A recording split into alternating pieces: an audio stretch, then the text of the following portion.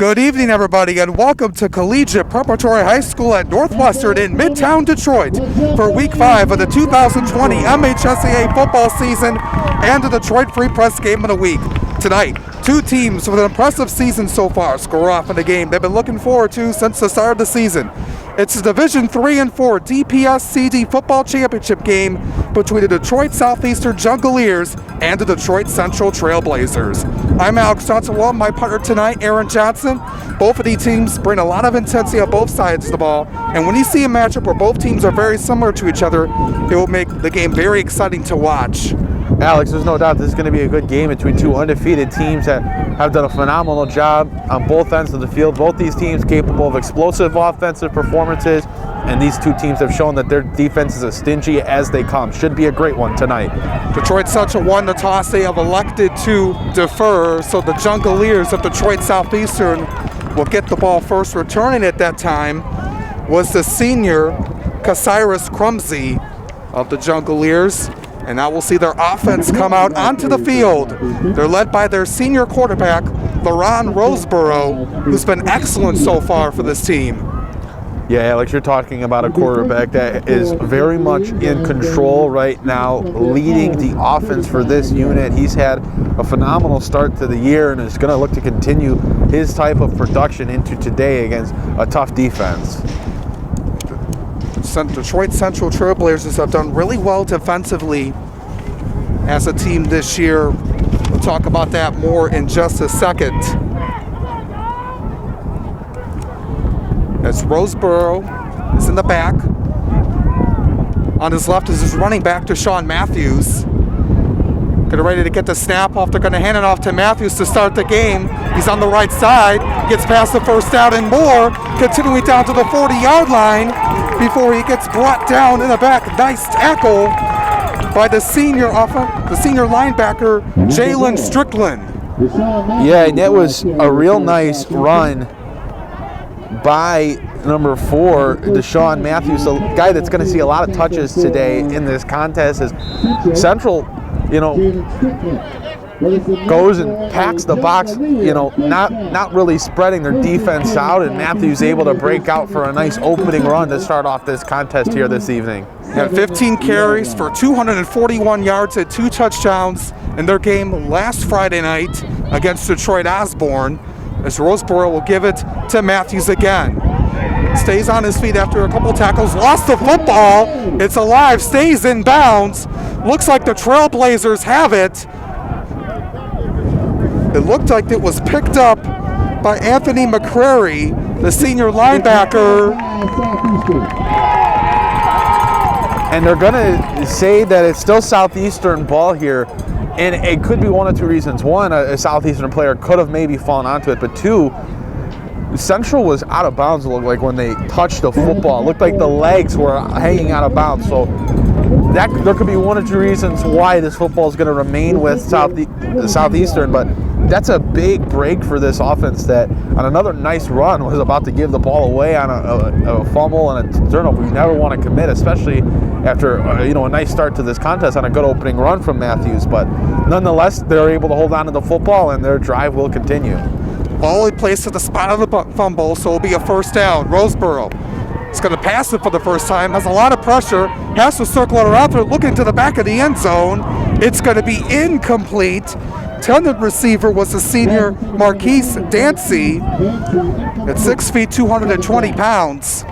Roseborough did his job there after his offensive line collapsed, evaded some pressure, and was able to get rid of the football, taking his chance down the field rather than trying to hold on to it too long and getting hit for a loss of yards. He took his chance there, obviously unable to complete the pass, but a nice job by him looking mobile and evading defenders until he took that big hit. But by the time he took that hit, the laces were coming off his fingers. So it'll be second down and 10, ball spotted at the 24-yard line of Detroit Central. The Jungleers moving it down the field. Got a good run to start the game by Deshaun Matthews.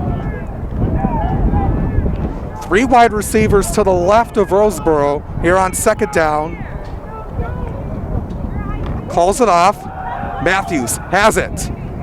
Able to stay on for a second before he gets brought down by Anthony McCrary. And it's going to be third down coming up for Detroit Southeastern. Both of these teams coming in with a 4-0 record overall on the season. 3-0 in league play. Yeah, you're talking about two teams that have had an incredible beginning to their campaign, and already here in the PSL Championship in Week 5 earlier than it usually is. But these two teams meeting is a fun battle between two top schools here in the PSL. I mean, some good talent on both sides, and you look at what they've been able to do. Two programs exceeding. Third down and 9. Play action pass was looking for Dancy again. Missed him to the right on that one. Looking to make a play defensively was the senior defensive back, Chase Moore, and it's going to bring up fourth down. It looks like the Jungleers will stay on the field at the 23-yard line on 4th and 9. They'll look to get the first down here.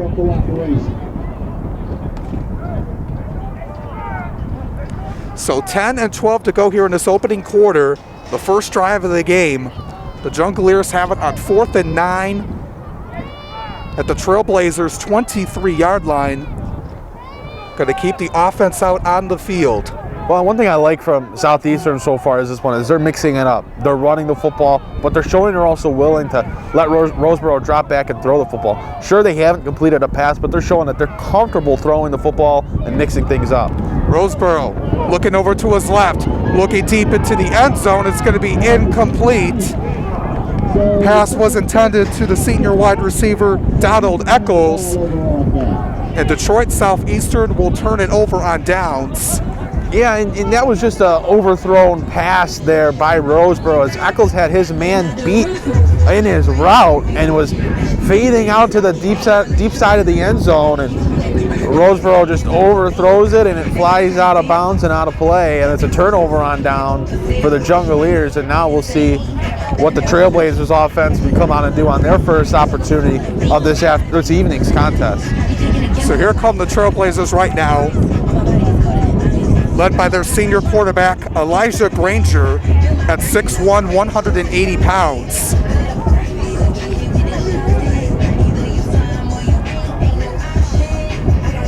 So the ball will be spotted at the 23-yard line. There's a flag on the field.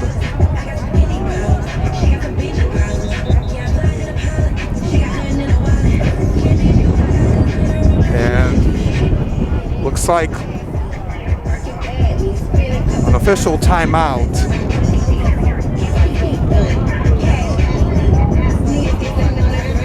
So we're glad to have you with us here on this Friday evening. It's week 5 of the 2020 MHSAA football season. It's the Detroit Public School League Division 3 and 4 championship game tonight here at Detroit Northwestern High School.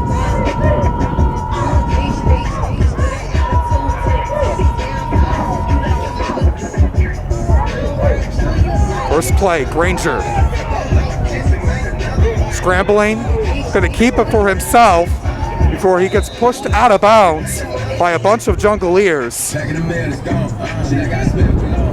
Yeah, what we saw Granger do there was facing pressure. He rolled out and went for his opportunity to gain some yards, and instead of just ducking out of bounds, he tried to get every yard there. You see it a lot in the NFL where quarterbacks are just going to waltz out of bounds rather than take a hit, but Granger's showing he's not afraid of that kind of contact. He's going to fight for every yard, and in a game like tonight, every yard could very much mean something depending on how this game plays out. So Granger being aggressive in the early going on the ground.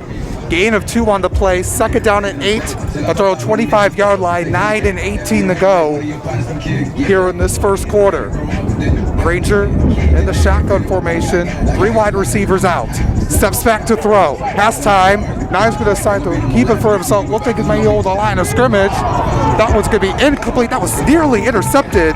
Deshaun Matthews had it in his hands, and it went out. Intended receiver, the senior wide receiver, Kenyatta McKeither, was the intended target. Yeah, Matthews able to get in front of that and get his hands on the football, but he's upset. He should have been able to reel that one in.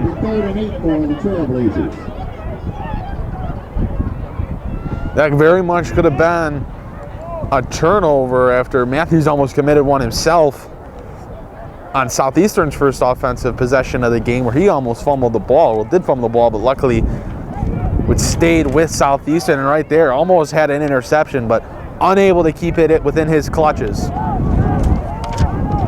So 3rd down and 8 and 24 to go. First quarter. Granger looking to throw, looking over the middle. That one is going to be complete to McKeither.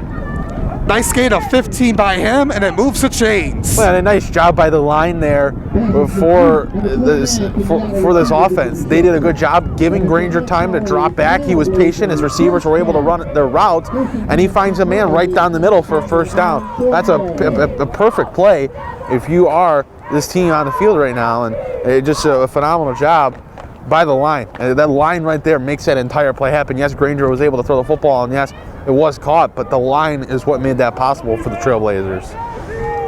Clock under 8 minutes. First down and 10 at their own 40 for Detroit Central. Granger. Ooh, looks like we have early movement out onto the field. Flag is thrown. And it's going to be a false start against the Trailblazers. 5-yard penalty will move the ball back to the 35-yard line for a 1st and 15. Yeah, well, you know, you get a nice play to get the first down, but you get 5 yards right back with a turnover, or excuse me, not a turnover, a false start penalty. You don't want to do that, but it's still first down, so plenty of opportunity for the Trailblazers here to continue their drive. Going to keep it for himself, the sneak. Looking to plow his way back to the original line of scrimmage. Able to get through on that one. He gets stopped on the play by Casiris Crumsey, also a defensive back for Detroit Southeastern. They're going to say he got 6 on the play, so it'll be 2nd down and 9 at the 41. That's a generous spotting. You could have very much put him at the 39 rather than the 41. I thought they were going to meet in the middle at the original line of scrimmage at the 40-yard line, but no, if you're the Trailblazers, you'll take that. 2nd and 9. Granger looking to throw. That one is incomplete. His intended target, Justice Tuggle, senior wide receiver, one of the top players on this Detroit Central team.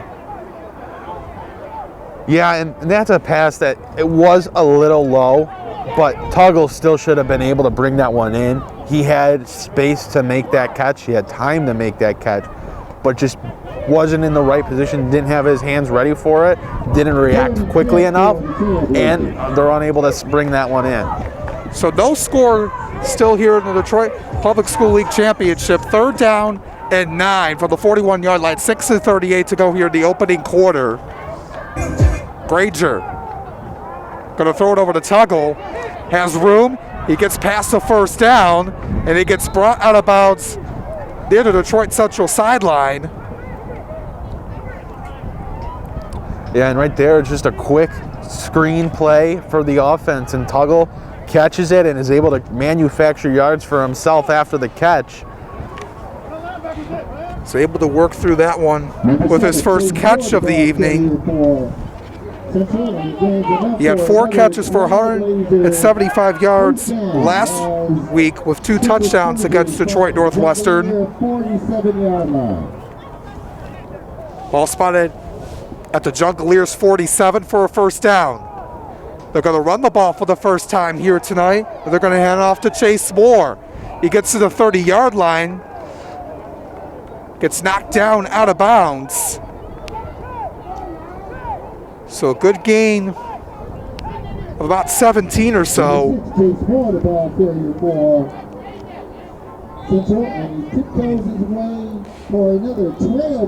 Well, another first down for the Trailblazers. Their offense starting to get moving here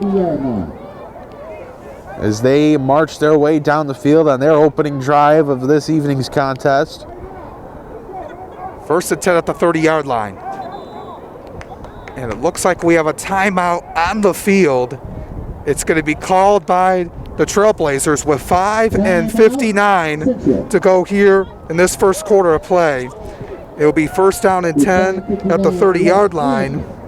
Yeah, and they want to talk it over here on an important drive for them. Yes, it's the first drive of the game, and there's a lot of time left, but you get that opportunity to score first and sway momentum in your favor first. You're going to take that opportunity any chance you get for it. So right here, they're going to take a timeout, talk it over, and make sure their game plan on the rest of this drive is up to snuff.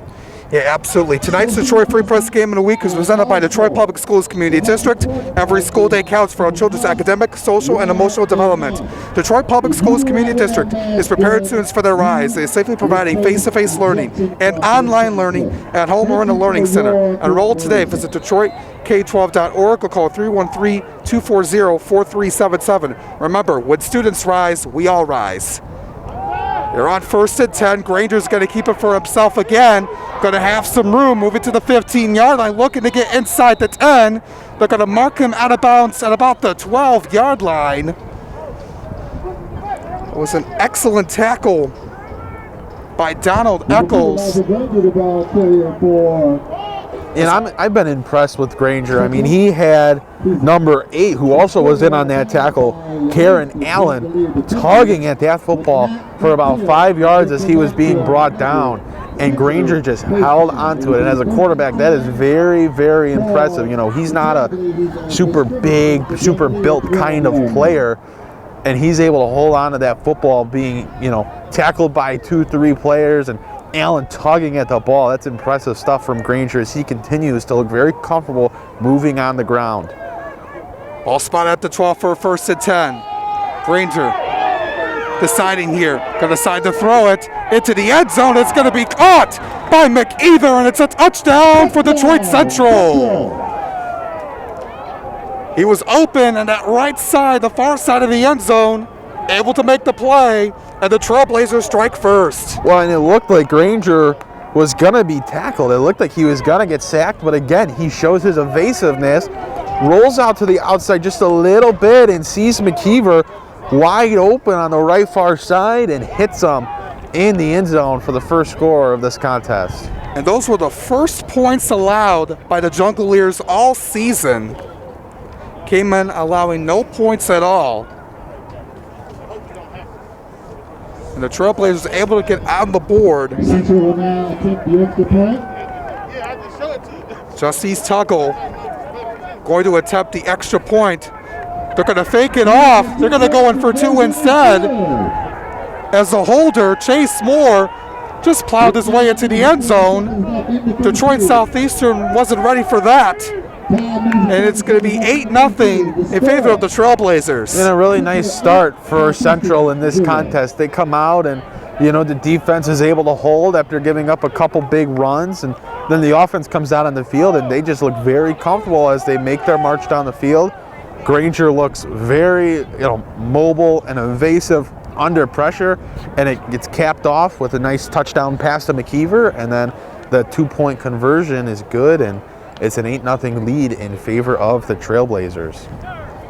So now they'll kick it off here. Back to the Jungleers. We'll see how they respond. After they had a nice drive down the field to start the game with a nice run, nice 2 runs by Deshaun Matthews before they got stopped at the Trailblazer 23-yard line. So Tuggle's going to kick it off to our back for the Jungleers. This is a short kick. That one's off. Detroit Southeastern able to get onto it. And Southeastern was able to recover it at about the 40-yard line. Yeah, Southeastern, you know, they bobble it, and it looks like it's going into the hands of a Central man on the return there, and he bobbles it, and it goes back towards Southeastern, and they're able to grab it, and they hold on to the football, very luckily so. And the offense is going to get a chance to come back on the field and build off of that solid first drive where they were unable to score, but they did a good job getting down the field themselves. And now facing an 8-point deficit, they have to produce. With 5:31 to go here in the first quarter. Ball spot at the 41-yard line. Roseboro steps back to throw in the pocket. Looking to throw deep down the field. That one is going to be incomplete, but there's a flag thrown. Intended man was Donald Eccles. Looks like they're going to call pass interference on Jalen Strickland. Justice Tucker was back there as well.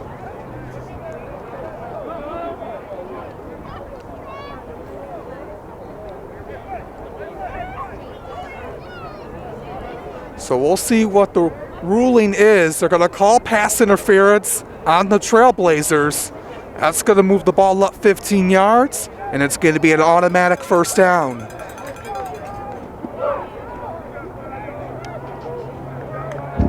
Penalties against Central.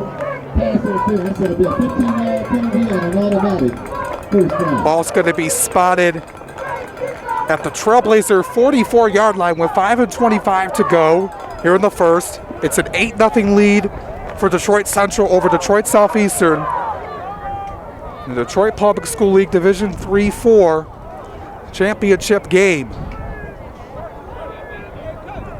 Roseboro gets back, looking to throw with a strong arm that he has. That one is going to be caught and going into the end zone. It's a Jungleer touchdown for Karan Allen. And a quick rebuttal from Southeastern as they get a very, very quick score, letting Roseboro drop back and aim downfield, and he finds Allen in stride for the touchdown.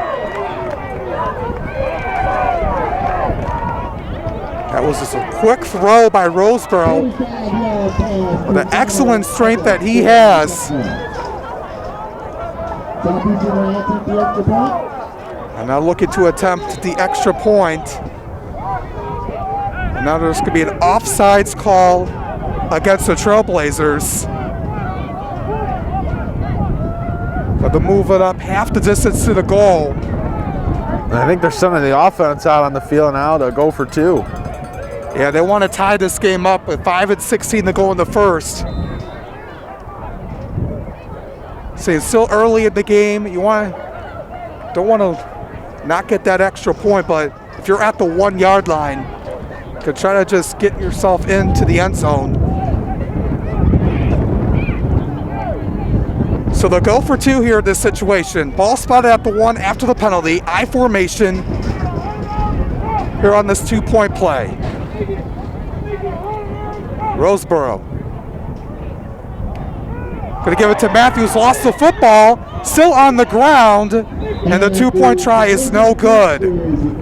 So it's going to be 8-6 in favor of Detroit Central with 5:11 to go here in this first quarter. Yeah, and the Central line blew that up, and Roseboro, not the best handoff there, and Matthews fumbles it again.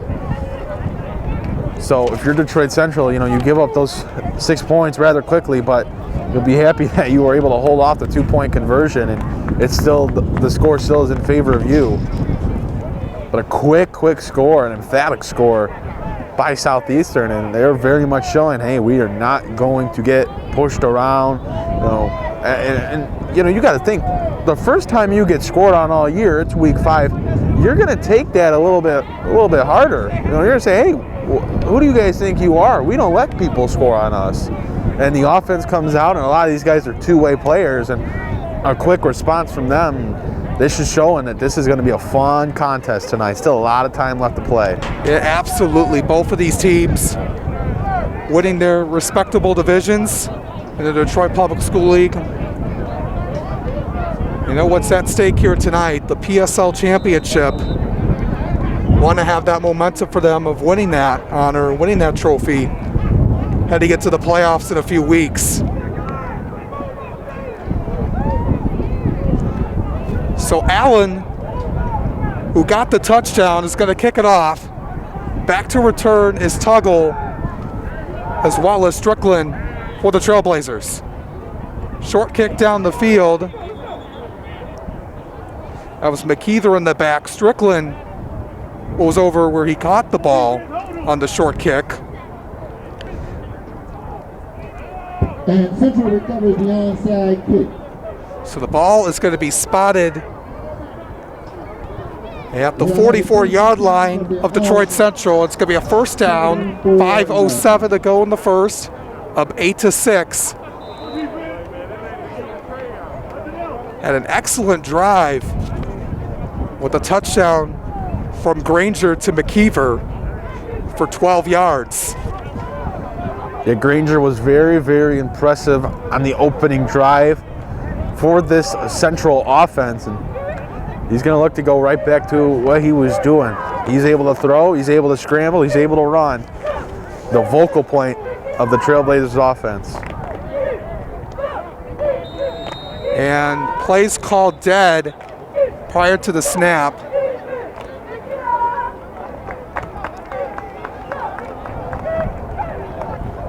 Call legal formation on the play. Going to move the ball back 5 yards. Going to be now at the 39-yard line for a first and 15.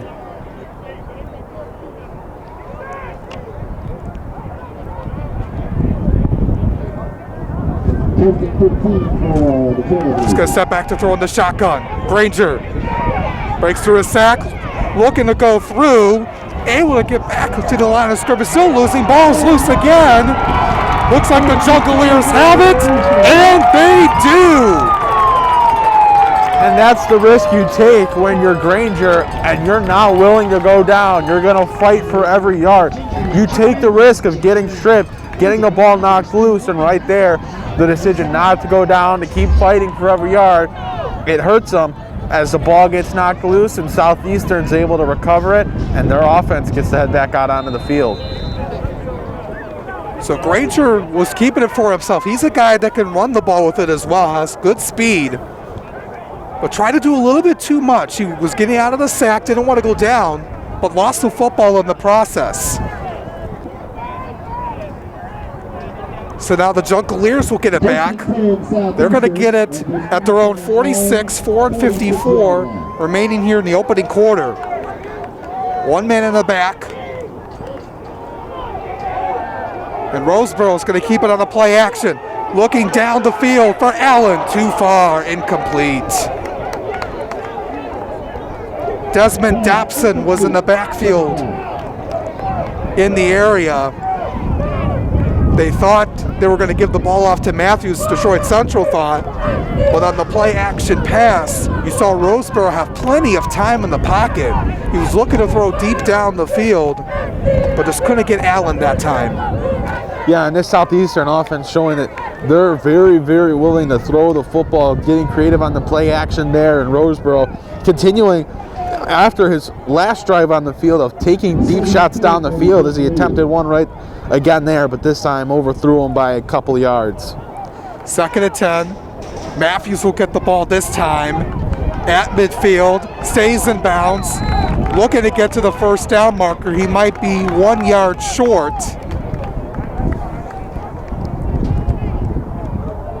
As he's out of bounds, making the play was a sophomore defensive lineman, Tristan Duncan, at 6'3", making that play.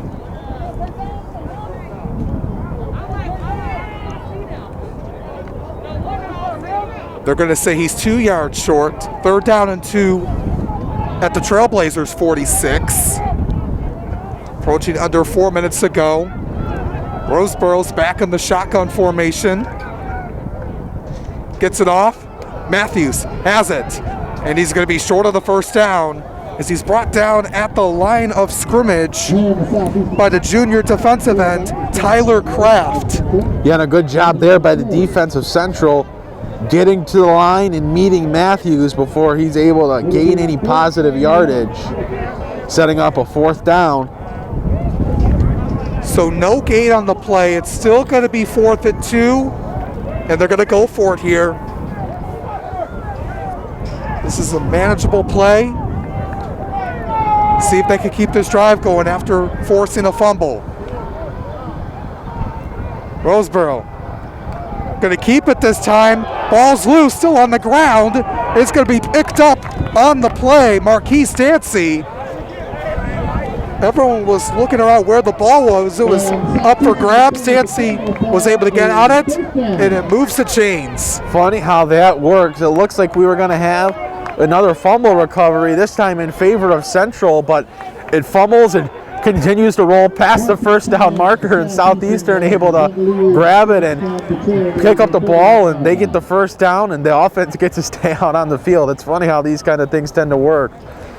But Southeastern catches another break in terms of losing the football. They had that fumble on their first offensive drive of the game where it was almost recovered by Central, but it stays with the Jungleers. And right here, another fumble where they were facing fourth down, and it rolls past the first down marker, and they're able to scoop it up. Going to step back to throw.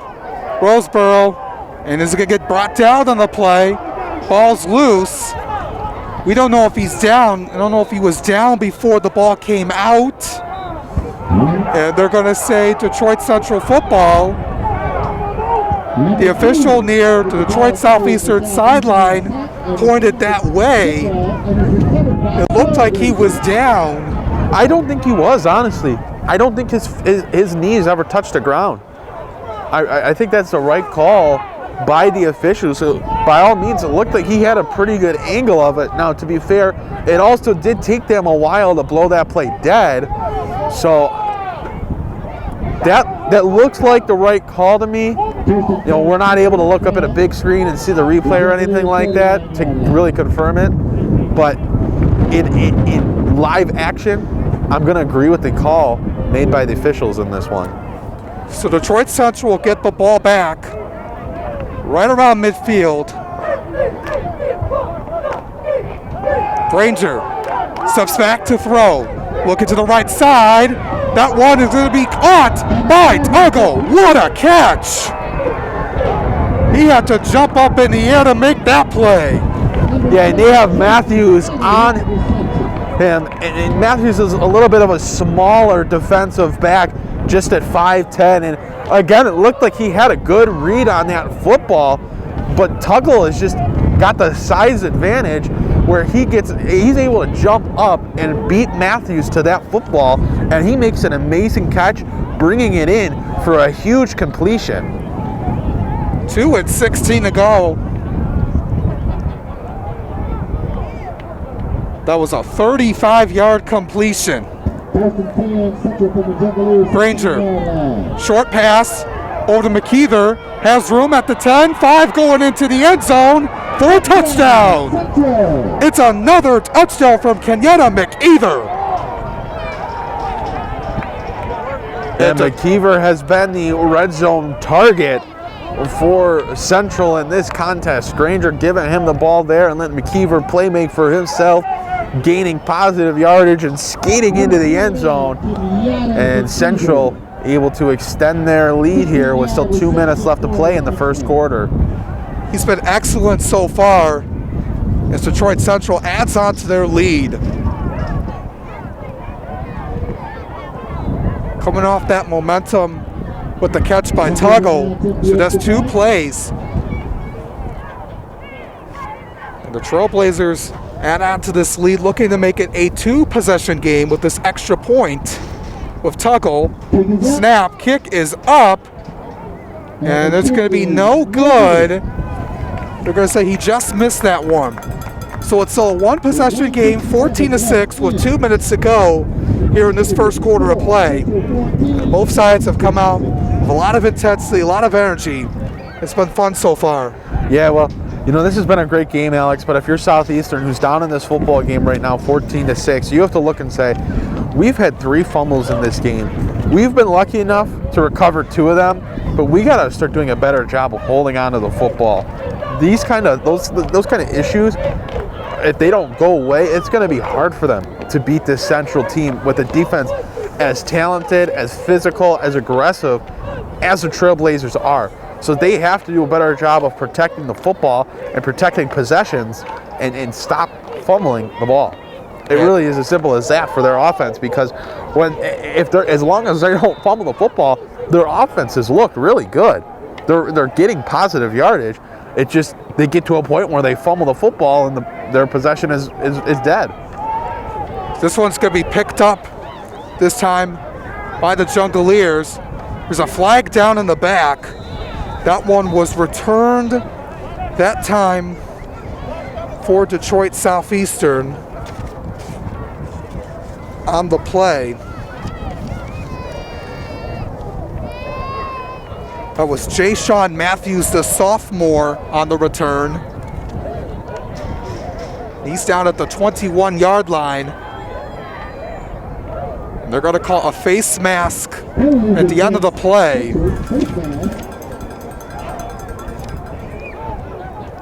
1:45 to go.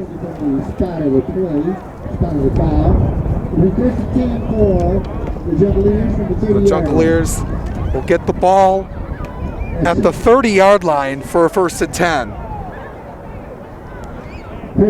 Yeah, not bad to start with the football at the 33, 34-yard line rather than the 14, 15-yard line where that flag was thrown and where Matthews was brought down. So another opportunity for Southeastern to get back out on the field and make amends for their mistakes and put more points up on the board. With 1:45 to go at the 33 is where they're going to spot it. Roseboro off to Matthews. Matthews at the line of scrimmage, but gets brought down in an instant. Making the tackle that time by the Trailblazers. Excellent tackle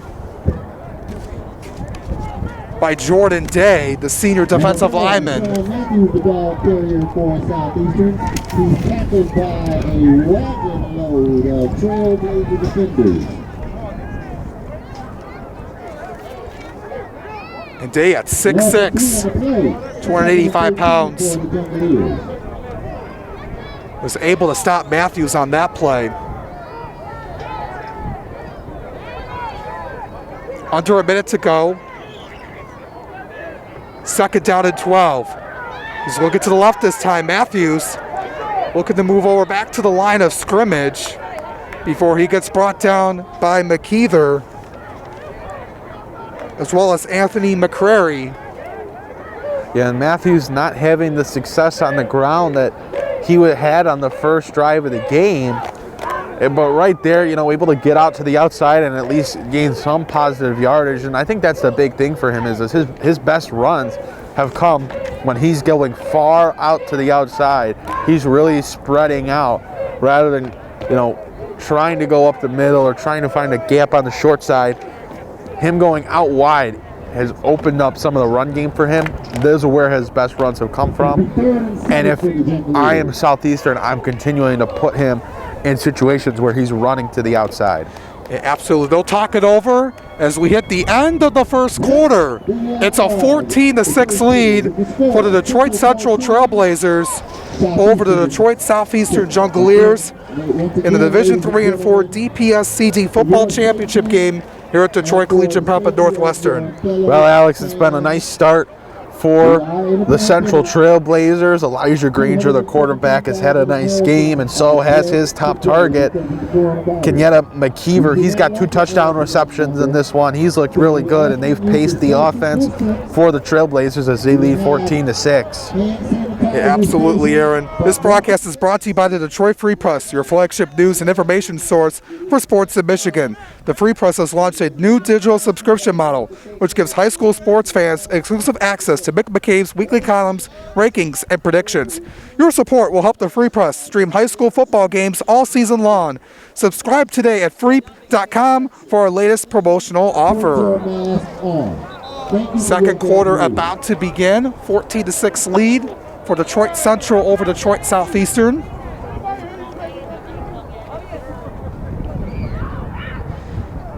As it's going to be 3rd down and 7 at the 36-yard line. for the Jungleers to start. And we haven't seen Roseboro drop back and throw the football in this possession, but this is what I would anticipate here on a 3rd and 7 with the success minimalizing on the ground. Play action, Roseboro looking to throw, incomplete, looking for Dancy on that play. Yeah, and Roseboro just had to get rid of it, facing pressure, and found, targeted Dancy just a little bit too far out in front. But he had to make a quick decision as the line collapsed and he was facing pressure. It's going to be 4th down. Donald Eccles is going to punt this one away. Tuggle is back to return. He's at the 40-yard line, way back towards the 35.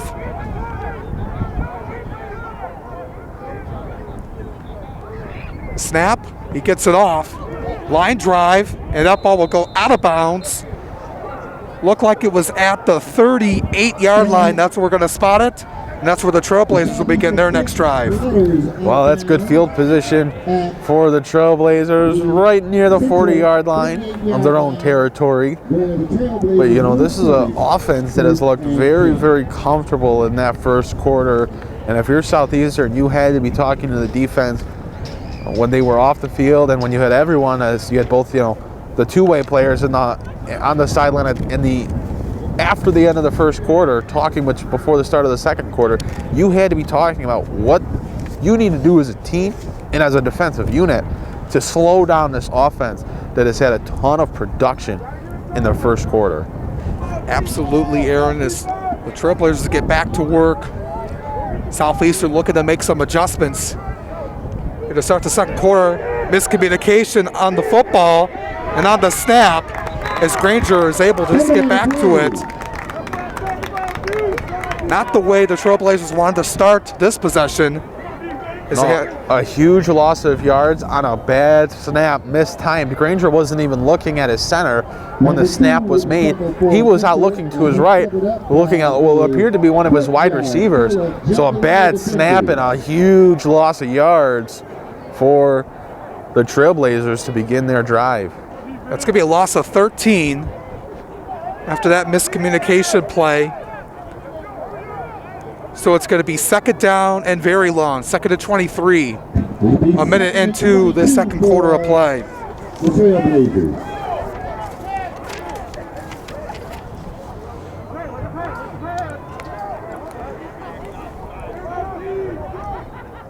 Get it off this time, Granger. And he's going to get brought down.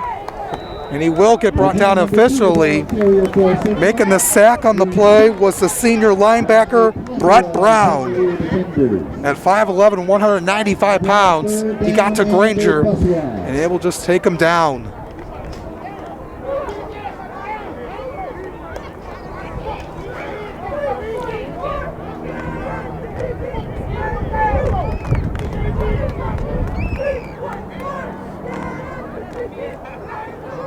So it's going to be 3rd down and 20 at the 28-yard line. Yeah, this is a long 3rd down, and that just goes to show you what one bad play can do to your drive. On 1st down, a bad snap loses you 13 yards, and all of a sudden a 1st and 10 turns into 2nd and 23. Now you're looking at 3rd and 20. Granger just looking to get back, get some of those yards. He's on the right side, and he's going to go out of bounds near the 40. Just getting back to the original line of scrimmage. And the Trailblazers will have to punt it away. Yeah, Elijah Granger. And he tiptoes. Ball's at the 37. The Trailblazers are short of a 1st down. It'll be 4th down.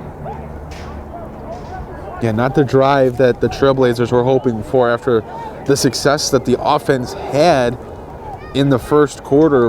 But if you're Southeastern and you get lucky and they make that bad opening snap to begin the drive, and then your defense does their job and holds them, you're going to get the ball back. High snap. Tuggle able to get it away. And the Jungleers are calling for a fair catch. And the ball will be spotted at the 35-yard line. And that's where Detroit Southeastern will begin their next possession.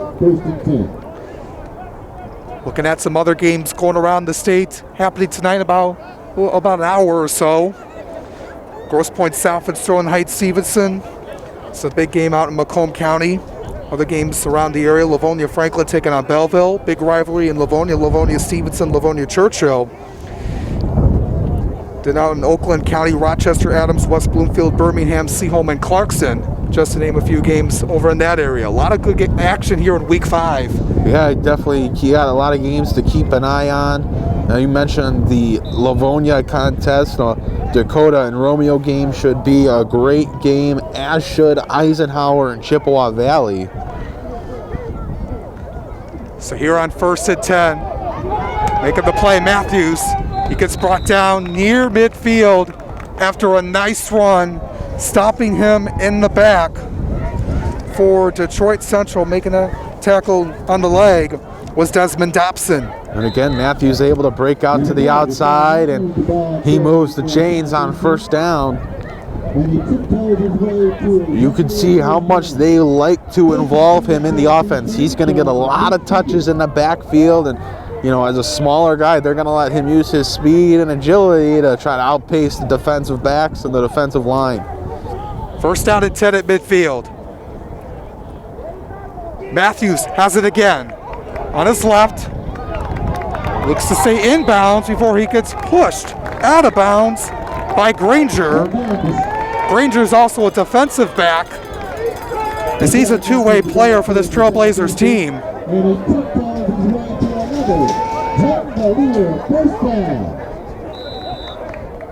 And Matthews thought he was going to be back out of bounds further, but he's able to stay inbounds, able to gain more yardage and a 1st down out of it. Yeah, and they had trouble tackling Matthews there, which again is kind of surprising considering Matthews' smaller and slimmer frame, but he's able to stay on his feet and scamper for more positive yards. Give him a better field position on this 1st down. At the 32-yard line, Matthews circles through, up, and he gets brought down on the leg, making that tackle by Detroit Central. Even right there, Matthews goes up the middle. It looks like he's going to be swallowed up. He breaks one tackle. What does he immediately do? He breaks to his left outside, and they get positive yards. There was a nice tackle on the play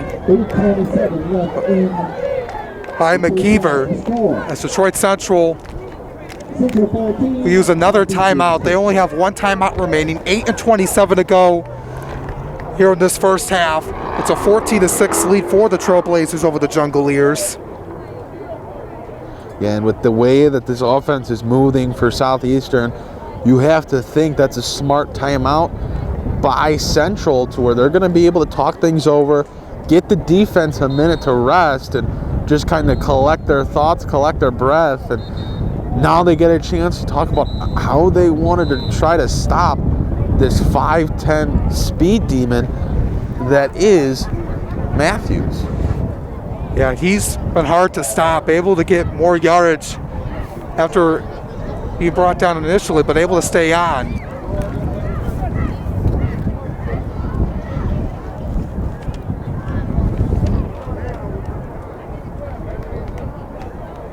So it's 2nd down for the Jungleers.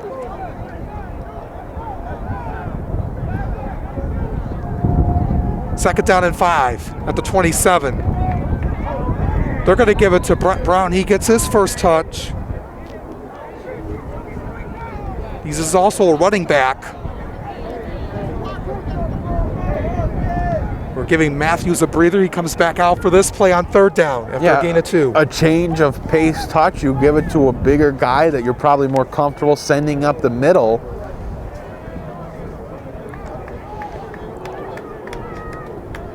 under 8 minutes to go. Matthews gets a chance to breathe and take a snap off just to watch the defense, dissect them a little bit, and now he's back out on the field on a big 3rd down. 3rd down and 3. He gets it off.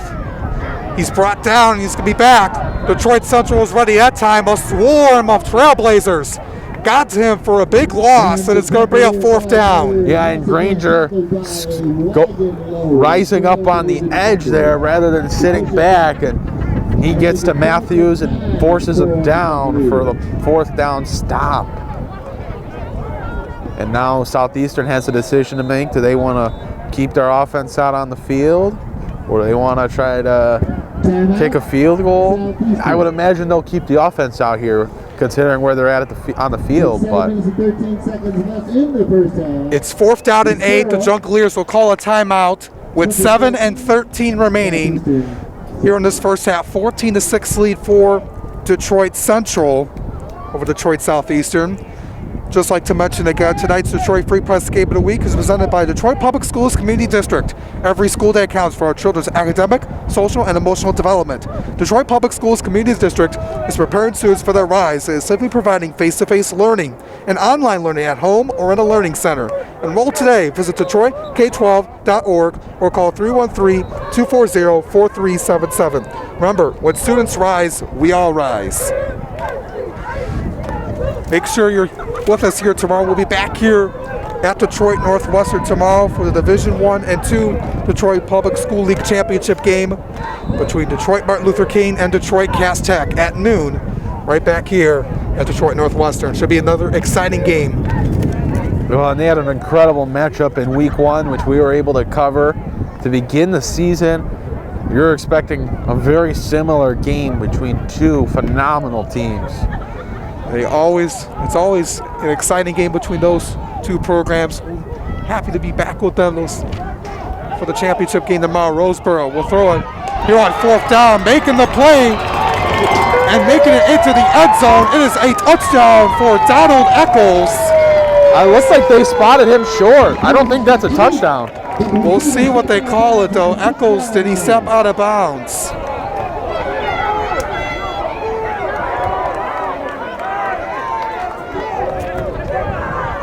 He made a nice catch, but they're going to say he's out of bounds. They're going to mark him down at the 6. Yeah, and he was teetering towards the out-of-bounds line.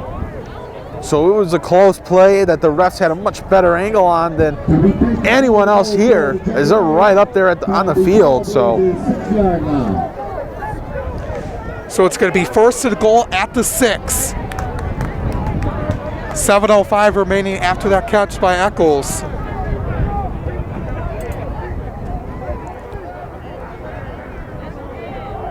Matthews gets stopped at the line of scrimmage. Nice tackle by Granger. By the Trailblazer defensive line for no gain on the play. Second down and goal. And also give credit to the junior defensive end Tyler Kraft as well. And we'll see what head coach Courtney Dinkins wants to do here. How much is he going to trust Matthews now on 2nd down, or is he going to, not give Matthews another chance to rush it in, or is he going to let Roseboro try to throw here? They've had a lot of success with Matthews, but it's going to be tough to get to the outside here, considering how much space there is. Roseboro looking to throw into the end zone. That one bobbled for a second. It's going to be caught. It's a touchdown for the Jungleers, and making that play was Donald Eccles. Yeah, that was a phenomenal catch, a tough catch. It was bobbled. Looked like good defense by the Trailblazers, but Eccles stays with the pass, focuses after the bobble, and is able to bring it in, bring his 2 feet down inbounds, and the touchdown will count. Couldn't get that last time, but this time it does count. Very tough catch. Looked like it was going to be incomplete for a second, the way he bobbled it. So the Jungleers look to tie it up with a 2-point conversion. Gets it off. Looking to throw. That one's going to be caught. The 2-point is good. Making the play, Marquise Dancy. Yeah, and they go to the big tight end wide receiver Dancy, and he's able to haul it in.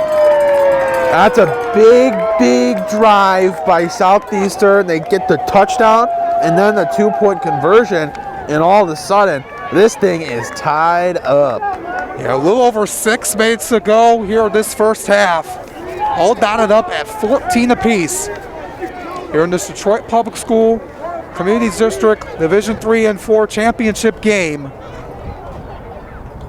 Both of these teams have been looking forward to this game since the beginning of the season, had their mindset of getting to this point, having that momentum with the playoffs beginning in a few weeks.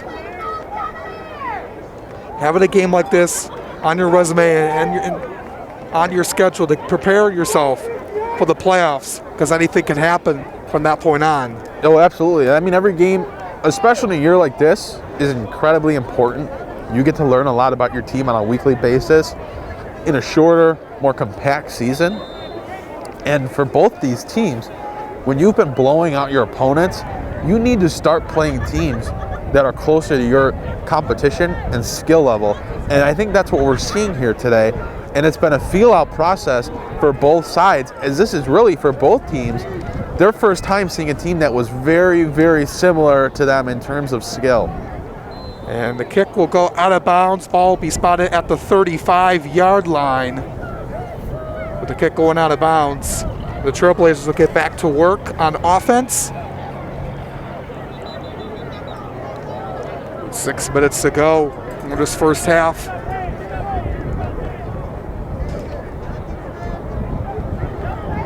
It's 55 degrees outside here this evening. It doesn't feel like it. It doesn't feel like it, and that's something that I think I was interested in seeing how it was going to affect the game. Is really, this is the first time all year where it's been, at least, you know, on a Friday where it's a lot of high school football contests are played. This is the first Friday really around this year where it's been windy and it's been colder out. And I was interested to see how that would affect this game, and I'm not really sure it has. Both these teams have been comfortable both on the ground and in the air.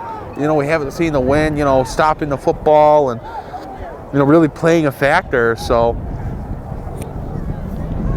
you know, these two teams have responded well to playing in the cold. Probably much better than I've adjusted to standing up here and commentating on this game in the cold. But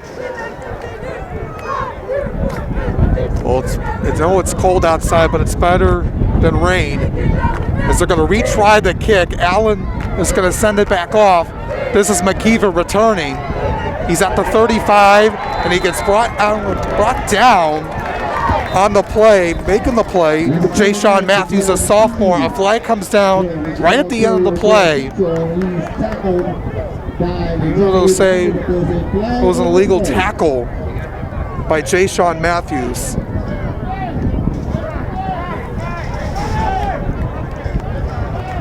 They're going to say a penalty was against Central, so it's not on Matthews of Southeastern. That's going to move the ball back.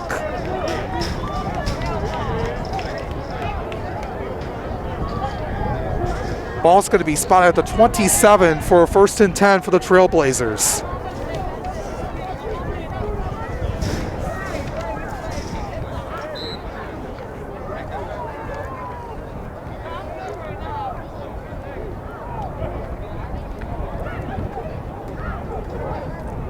Granger steps back to throw in the pocket. Lots of pressure, and he gets brought down. Just getting to him that time was Kevin Sturgis, the sophomore defensive end at 6'1", 205 pounds, was coming right at Granger. yeah, and I think what we're seeing here is the line of Central is having a much tougher time here in the second quarter than they had in the first quarter. You remember in the first quarter, Granger was dropping back and then running the football time after time and getting big gain after big gain. But here in the second quarter, it's been a lot tougher for him to drop back and then decide to try to run the football because he's facing 2-3 members of the Southeastern defense running right towards him. Second down and long. That one is going to be dropped down low. Flag is down as it was incomplete to DeAndre Mitchell, the senior wide receiver.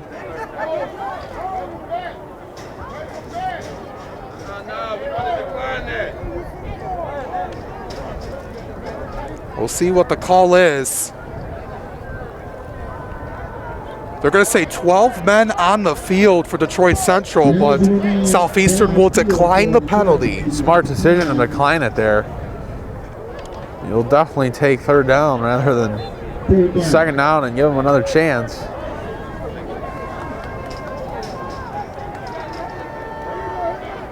Yeah, it's third and 19 at the 19. That's the thing. It's already a long third down. 5 yards really doesn't matter. Don't give them 2 chances to get 24 yards. Give them 1 chance to get 19.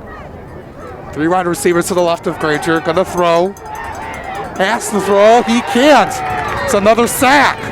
The Jungleers have been going all over Granger in this one. And on this play, Brett Brown gets credited for the sack. Yeah, they're applying a lot of pressure, sending men at Granger, and the line has not held their position. And it has allowed Southeastern to get to Granger and bring him down for a couple of big losses. So Central can't get anything going. It's still a tie game at 14. We're approaching about 4 minutes to go here in this first half.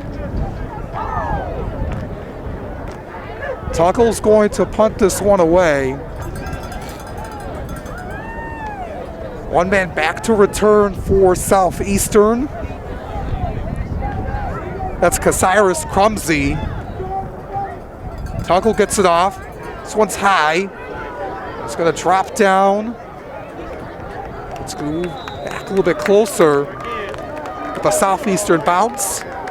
With 3:52 remaining, the Jungleers will get it in Trailblazer territory. Yeah, and plenty of time for the Jungleers to get their offense back out on the field here for another drive before the end of the half. And with the way that the offense has picked up for them, they're very happy to be back out on this field. The defense does a really good job of stopping Central, and the offense, after a score, is going to be able to step back out on the field here, and now they have a chance to take the lead. 3:52 remaining. They got 2 timeouts to work with. Detroit Central with 1 timeout left before halftime. There's something else to keep in mind.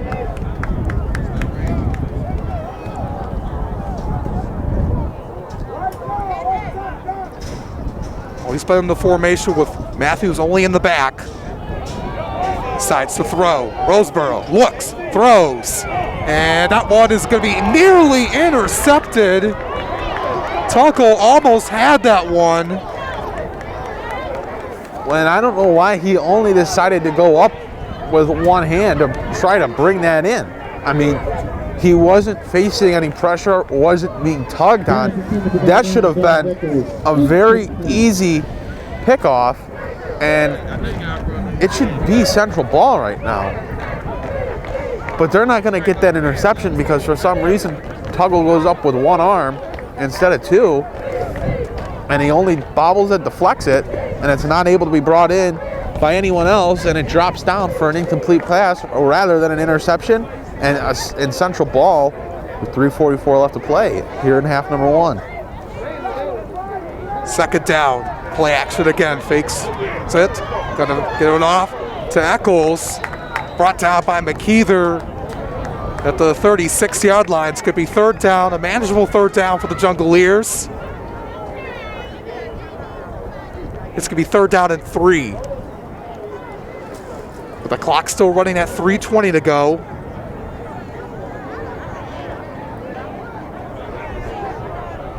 Need to get to the 33-yard line to keep their drive alive.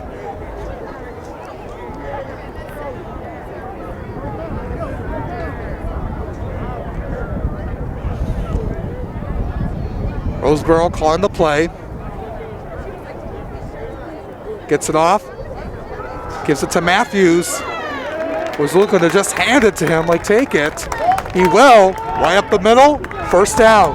Yeah, they send Matthews up the middle there, something that, you know, they haven't had a ton of success doing in this game, but they shoot him up the middle, probably something that Central was not expecting, and they're able to easily get the first down and more.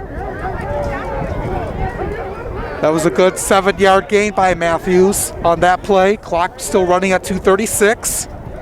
They can take as much time off the clock they can before halftime. Matthews stays up, has more room at the 10, looking to get into the end zone, and it's going to be a touchdown for Matthews, and Detroit Southeastern has the lead. And Deshaun Matthews continues to impress in this one. Hand him the football and let him go to work. The speedster breaks into the end zone for another score in Southeastern. Just like that, they have the lead.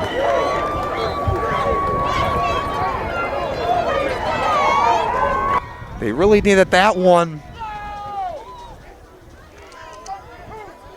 here late in this first half. Allen are going to attempt the extra point. The kick is away, and they're going to say no good. Just missed that one. Had a good chance of going through. Nonetheless, a 6-point lead for Southeastern, and they're able to gain control of this one after being down, and then they're able to tie it back up. The offense able to come back out on the field rather quickly after a great defensive possession for Southeastern. And just like that, they lead this ball game after being down 14-6. They now lead 20-14. Turn of events. The Jugglers looking to make a statement. Like we said, they've been a really good defensive team, not allowing any points all season, but Detroit Central, they were able to score on them early on, but the Jugglers were able to get that momentum back, have the lead, looking to keep it going here. Detroit Central did win the toss. They've elected to defer, so they'll get the ball first to start the second half. Something else the Trailblazers will keep in mind, they want to get into the end zone.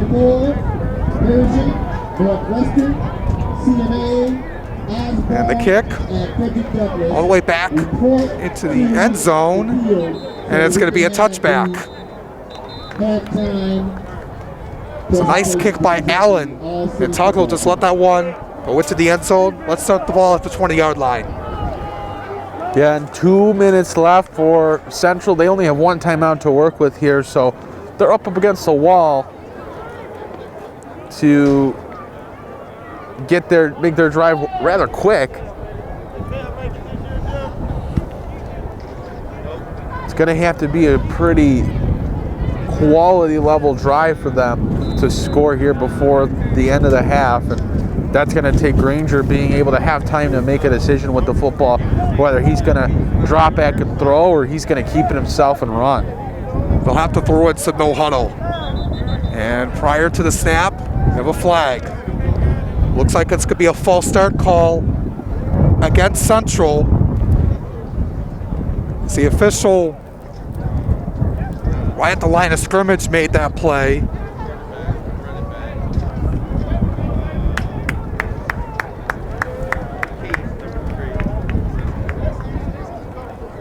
So will be a false start. And it's going to be first and 15, and the ball will move back to the 15-yard line. Not how you want to start your drive. You don't want to make it even harder than it already is. You didn't have good field position to begin the drive, and you don't want to make it worse with limited time left to play here in the first half. 2:10 remaining. Granger in the shotgun. 4 wide receivers out. Looking to throw quickly. He has his man, Strickland. Gets to the first down and more. Gets brought down at the 35-yard line. It was a nice tackle by the Jugglers to bring him down before getting more. That was Crumsey making that play. Clock stops at 2:02 to move the ball down. And we'll continue to run. They got to get some no huddle. They got to get to the line. Want to have themselves a chance to get on the board. Get here before halftime, get another chance to tie it up, I should say. Granger trying to keep it himself. Gets past the first down and more. Has plenty of space. Gets past one tackler. Couldn't stay on his feet, but it's a first down at the 40-yard line. He was able to get past Jay Sean Matthews on the play. Fell down in the process, but gets back up. It was a nice run, lots of space to work with. The Trailblazers are moving along. 1:36 to go. Gets to the line quickly. Steps back to throw. Granger looking to throw. Down the field. That one is going to be short to McKeither. Already has 2 touchdowns today. Looking for a third one as that one just dropped right in front of him on the ground. Yeah, that was not a bad throw from Granger. I thought that looked pretty catchable. But Southeastern escapes with blown coverage, and for Central, the clock stops. They're able to take a second now and take a breath, figuring out what they want to do here on second down. Only one person in the back for Southeastern here on second down. Gonna throw. Look to his right. That one too high for DeAndre Mitchell to catch. It's now third down with 1:23 to go.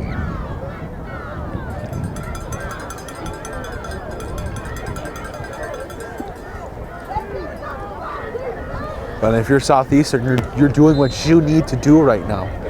They get lucky on the previous throw where it's just a little bit uncatchable, right? But right there, they drop back and they say, you want to throw the football, fine, throw the football, but you're only going to throw it 8 to 10 yards. They set their guys back, and we're not going to let Central make the deep ball, and they weren't even able to complete the short pass there.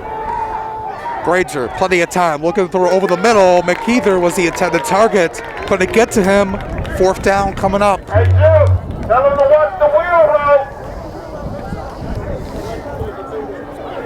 And now decision time coming up here. It's fourth down and 10. This is a big, big play. This play could determine momentum going into the second half. Ball's at the 41-yard line of Southeastern. Central needs to move the ball. Needs to get the first down.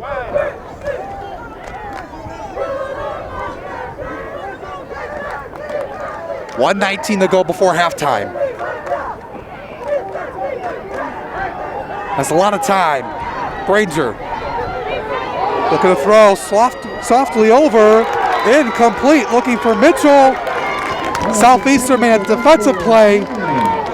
Covered that really well. And they force a turnover on downs. Great job by the Southeastern defense. And no, their offense is going to get an opportunity to come back out on the field here. And they now have the power and the ability to make a decision. If, well, there's a minute 10 left. We have our timeouts.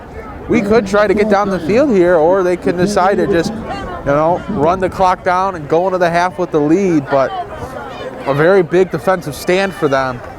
And if you're that sideline, you have to be incredibly happy and proud with the way your team has performed in this one after falling down 14-6 in the early going. Yeah, they've done really well to recover, Aaron, like you mentioned. Southeastern coming in, a lot of intensity. They've been doing really well so far. Let's see what they can do here. They got 2 timeouts to work with. And a minute 10 left. Can really get one down the field. Roseboro hesitating, going to decide to run with it this time. Gets the first down and more. Breaks through a tackle. Looking to get through another one before he gets brought down at the 40-yard line by Tuggle. He was questioning what he wanted to do. He decided to keep it for himself. Got himself a big gain. Yes, he did, Alex. Yes, he did. And, he evades a bunch of tackles to get that first down.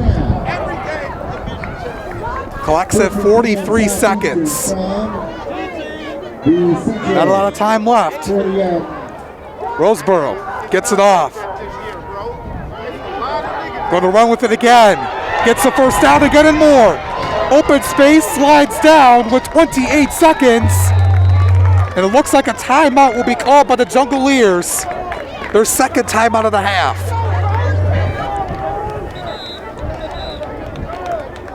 Yeah, they have one more left here, but they take one there to stop the clock and talk it over.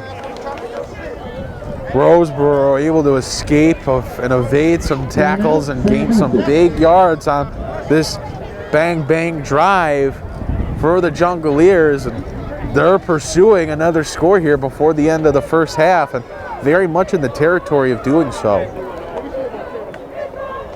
Where they're at right now, they're at the 21-yard line, almost in the red zone. If you're able to go up 2 scores before halftime, that's huge.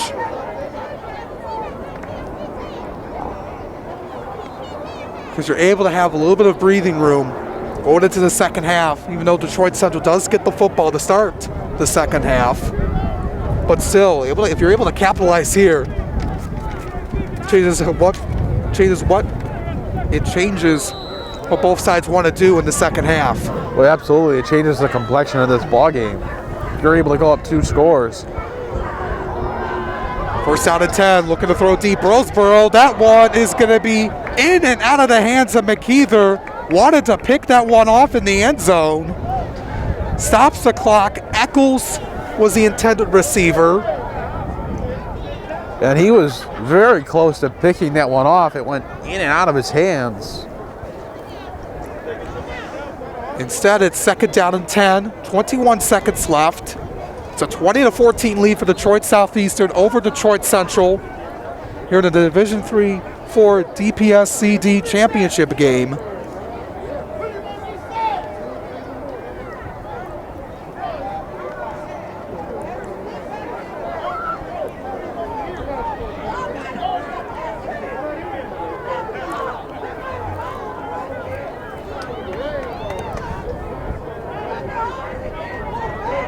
Seconds. Roseboro looking to throw. And that was incomplete. Flag in the end zone. And Detroit Central was questioning about it. Granger on that play was wondering about it. Desmond Dobson was also questioning the call as well. Eccles was the intended receiver once again. Those looked like some late flags to me, but that's rather big for both sides. And if you're Central, you're saying, hey, like, those flags, if you're going to call it, that should have been thrown a lot sooner. Those were 2 late flags that came out, and now you're looking at first down and 10 for Southeastern. So it's going to be first and 10 at the 11 with 16 seconds.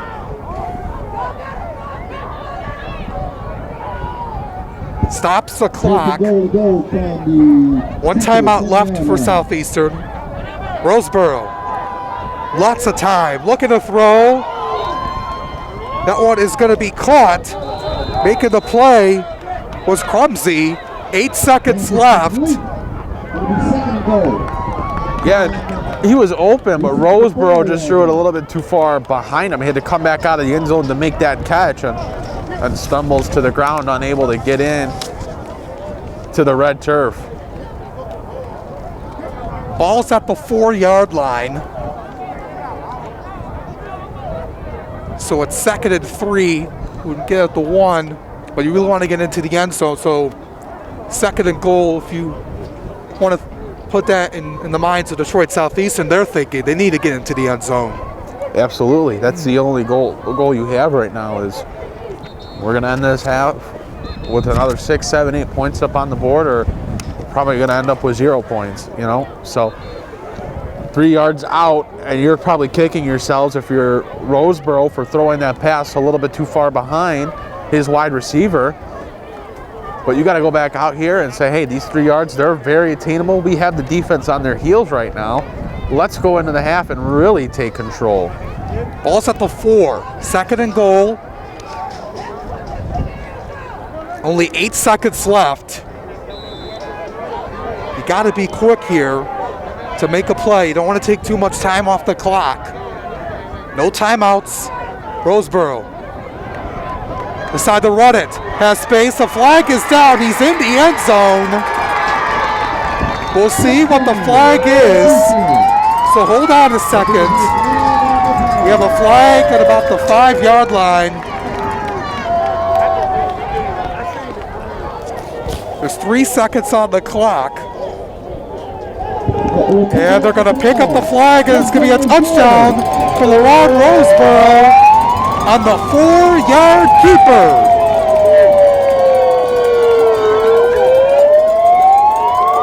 And that's surprising because there were 2 flags down on the field, so they picked them both up there. And the coaching staff not happy about that, but they're also very concerned to see a hobbled player on their side get up, and that's Elijah Granger.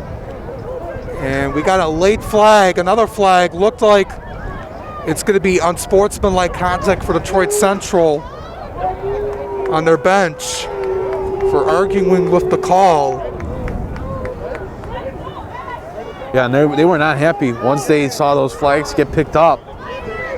You know, you see 2 flags and you think it's coming back.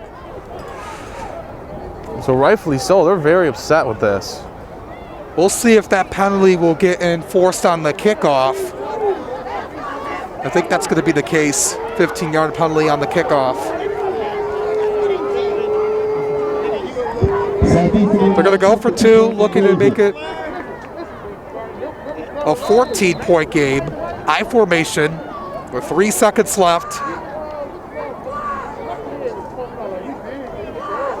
They're going to give it off to Matthews, trying to get his way in, but they're going to say he's down short, so no good. 3 seconds left. The Jungliers will have to kick it off. They'll just want to maybe squib it here to just let the clock run out and not give the Trailblazers a chance to return it or get one more shot down the field. Yeah, this is not the situation that the Central wanted to find themselves in after the way that they started this game, up 14-6. It's now 26-14, and they have looked very, very beatable on both sides of the field. The offense unable to muster up anything here in the second quarter, and the defense just getting absolutely taken in two, as the offense for Southeastern has been able to build momentum and put together drive after drive where they're seeing great production. So the kickoff will take place at the Detroit Central 45 after that penalty. We'll see what they do here. 3 seconds left. They'll see if they just want to squib it.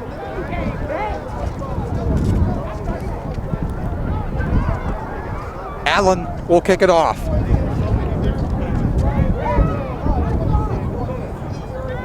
Exactly what they needed. And the clock will expire. We'll see. It's going to be the end of the first half. Might have been 1 second on the clock, but they said there was not. So at halftime is a 26-14 lead for the Detroit Southeastern Jungliers over the Detroit Central Trailblazers here in the DPSCD Division III and IV championship game. Yeah, Alex, a really nice start to this game for Detroit Central, mitigated by a big-time response from Southeastern, and that's why we have the game that we have. Southeastern took the first couple of licks, and they responded big time with a big return favor in terms of scoring the football and getting defensive stops, and that's why they're winning here at the half.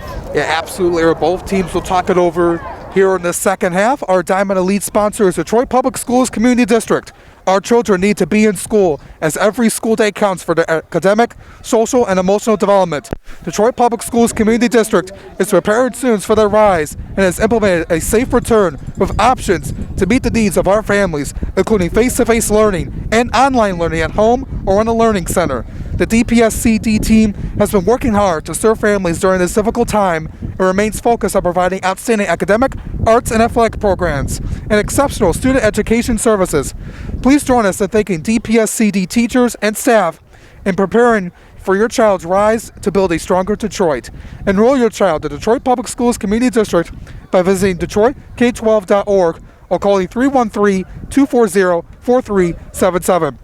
Remember, when students rise, we all rise. So it's 26-14 in favor of Detroit Southeastern over Detroit Central here on our Detroit 3 Press game of the week and the DPSCD Division 3 and 4 championship game. We'll take a break. We'll be back for the second half right here on the Detroit 3 Press.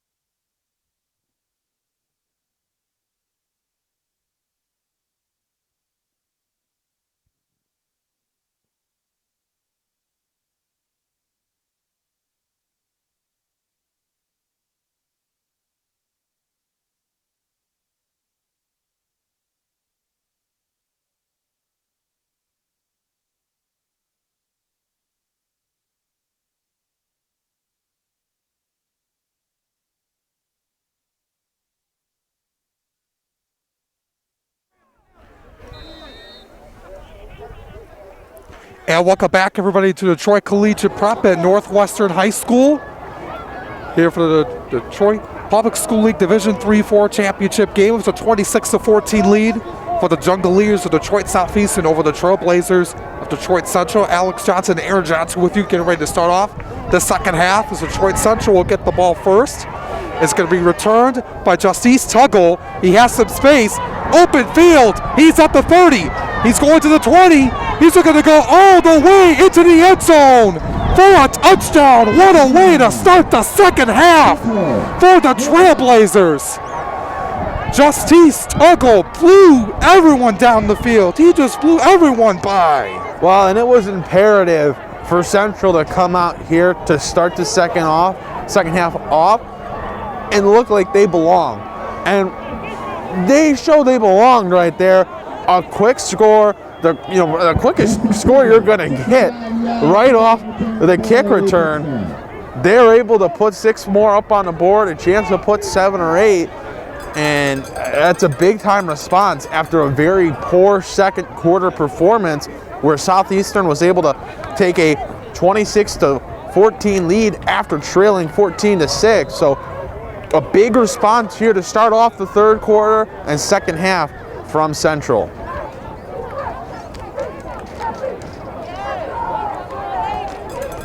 Yeah, what a nice play, Tuggle. He just went past everybody. No one was going to stop him.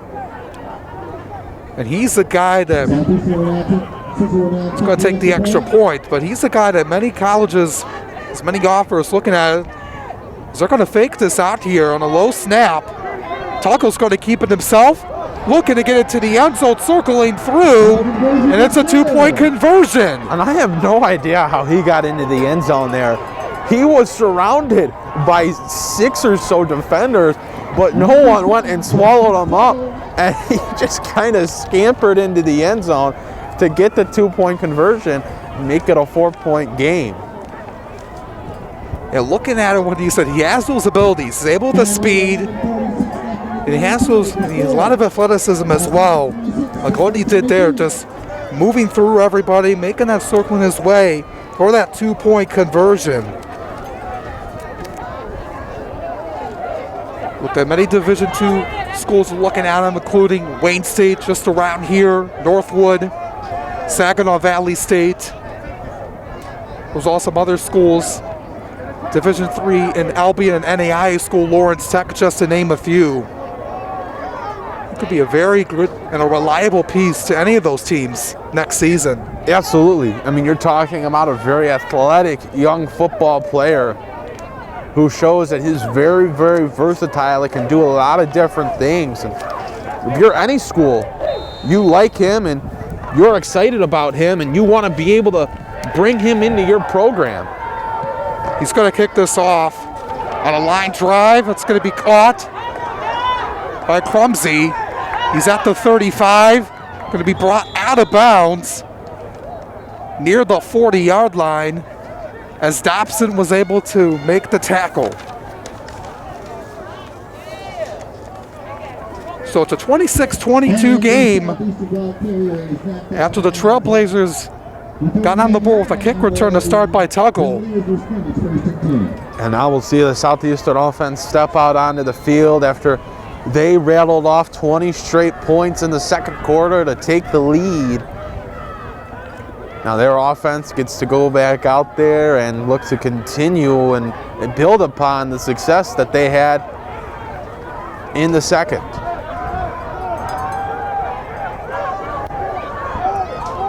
Roseboro gets back to work. Gets it off to Matthews. He was able to get through, brought down maybe a yard, if that. What a nice tackle by McCrary. Matthews was not sure if he was going to get the ball. He was like, am I going to just take it? He said yes. Roseboro said, and Matthews just only got a yard, if that. Yeah, it was kind of a decision to hand the ball off there. It was like he put it on the backside of Matthews, and Matthews was like, are you giving this to me? And Matthews was able to take it and at least able to get a yard on that one.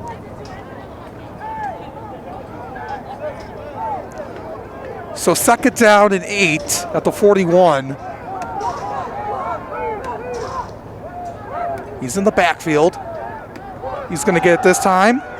Breaks through the middle. Gets brought down by McCrary at the end of the play. Also making the play, Chase Moore, the senior defensive back. 10:25 to go in this 3rd quarter. 26-22 in favor of the Jungleers over the Trailblazers.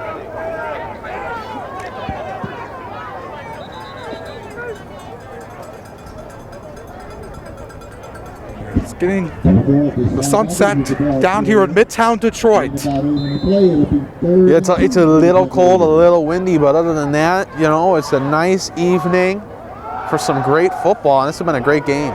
A flag is thrown. Matthews on the run again. You see making the play McCrary as well as Tristan Duncan. Yeah, and they're going to get holding on the Southeastern offense. And right now it's going to be 4th and 2, but they're going to take the penalty to make it 3rd and 12. We'll see what they do. They're going to move the ball back 10 yards. I think I like that decision. I think I like that decision to accept the penalty. And, you know, 4th and 2, you know that they're going to go for it considering their field position. And it's a lot easier to get 2 yards. You're going to, you know, give your defense another chance on 3rd down to say, hey, do better than 4th and 2. Get on a 4th and 6, make it a little bit harder on them, and you know, I like that. I like that decision to accept that penalty there. So 9:45 to go. Waiting for the ball to get spotted correctly, and they want the clock stopped, and it will at 9:36. They'll see where the ball needs to be spotted. It's at the 42.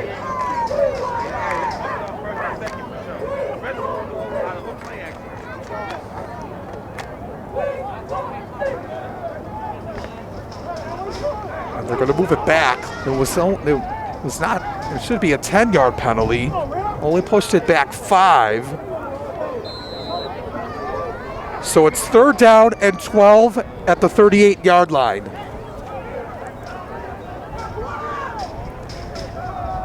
Has to get it off.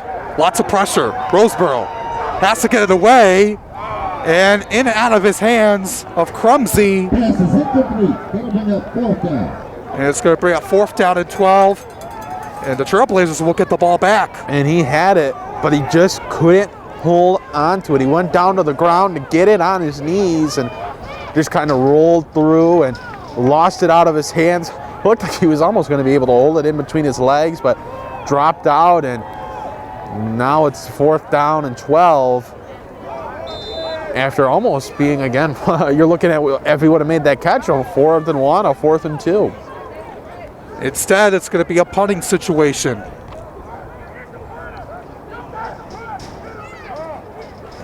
He gets it off Allen. Tuggle back to return.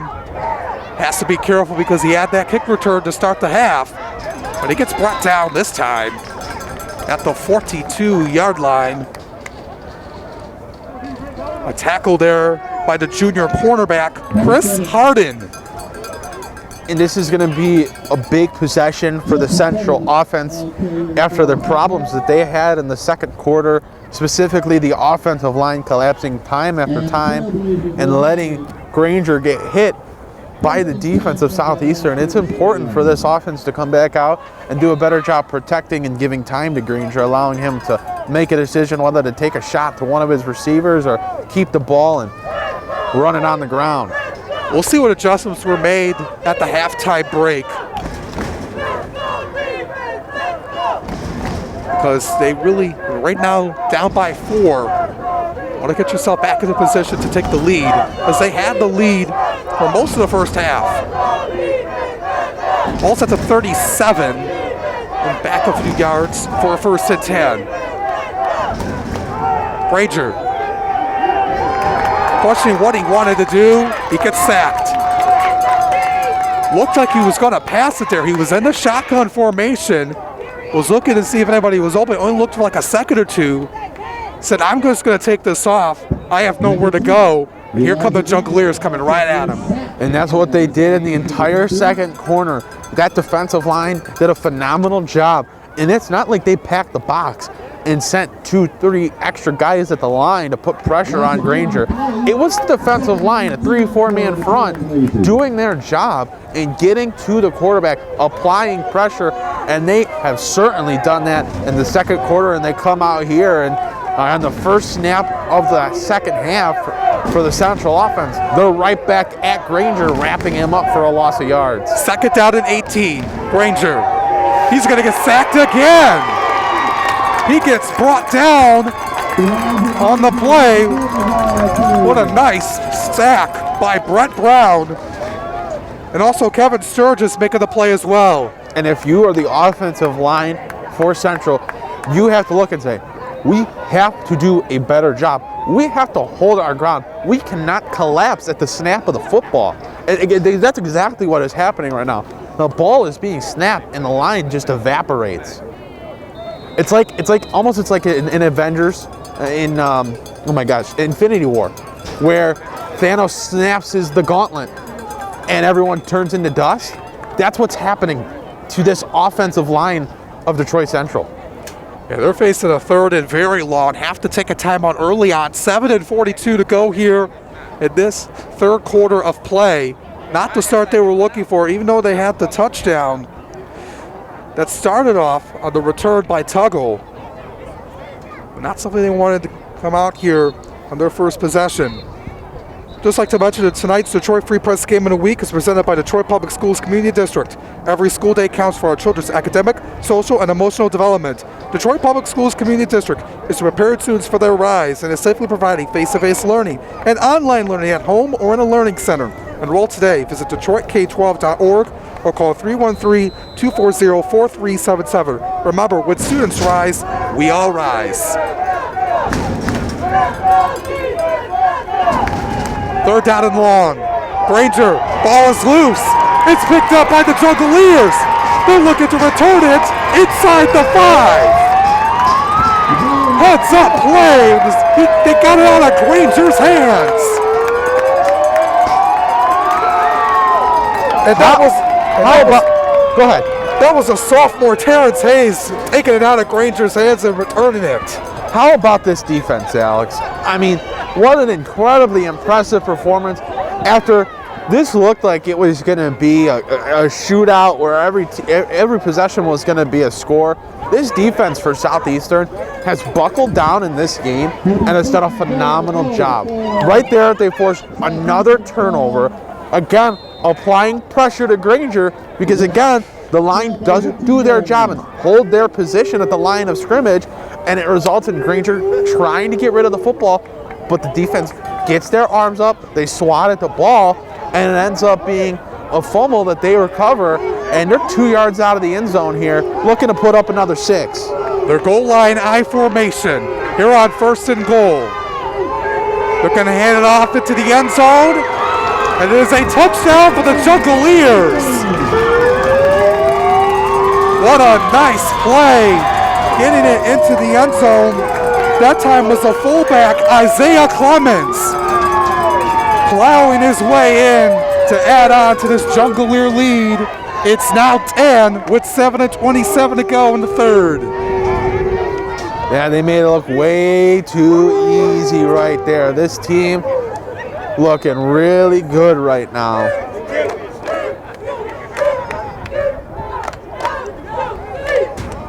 We'll see what they want to do. They're going to go for 2 again. Because we'll make it for 2 touchdowns at 12 points. The extra point really doesn't do much.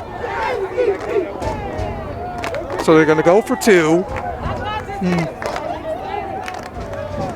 Their goal line stance. Gonna throw. Looking at the back of the end zone. And was he inbounds? Yes! And it's a 2-point conversion. That was another tough play. Looked like it was Eccles that time again. Eccles has had a really nice performance in this one. He's made some great catches, and this sideline for Southeastern knows that they have the momentum right now. They're very animated, they're very into this game, and they're very happy with the way that their team is performing right now. Been an incredible turnaround after such a slow start for them. Yeah, absolutely. They've been able to come out during the second half, forcing that fumble off of Granger. Got it within the 2. Clemens was able to get it into the end zone on the first play. And meanwhile, you're looking over at a dejected Central sideline, walking around, moping around. They are not happy with this performance right now, and they are very much showing it over on that sideline. Yeah, take a look at it. I want to go back to last year. These teams met in the PSL semifinals. It was 2 rounds instead of 1 this last year instead of this season. Detroit Central won that game 20-0. Then the next week won 36-0 over Detroit Henry Ford. Detroit Southeastern was kind of coming in this game looking to get some revenge after what happened last season. Oh, absolutely. You know, especially in a playoff game, those kind of things just don't escape your mind. You remember that stuff, whether it's the coaching staff or the players. You remember it. And this is a short kick. Almost was touched, but now McKeither has it. Uses his arm. They're going to say he's out of bounds. He did step out of bounds. Maybe could have gotten some more yardage, but was not aware that his foot was out of bounds. So the Trailblazers will start their next drive with 7:19 to go here in the third. Just like to mention again, be with us tomorrow afternoon at noon for the Division I and II Detroit Public School League Championship as Detroit Martin Luther King takes on Detroit Cass Tech. Once again, it's here at noon, right back here at Detroit Collegiate Prep at Northwestern. Another exciting game on our hands. Oh, I'm so excited for tomorrow's game, Alex. It was a phenomenal first meeting between these two teams at the beginning of the season, and it only makes sense that they're meeting tomorrow. Those two teams are very good programs. They have a lot of top talent across the state going to play at the next level. It's going to be incredible. Granger pressured again. He can't get anything going in this second half. Excellent play there at the line of scrimmage.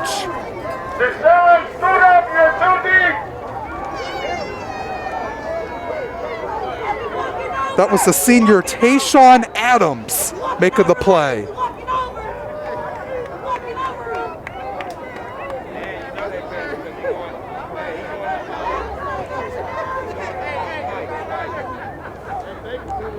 And also the junior defensive end Dominic Harris was also part of that sack.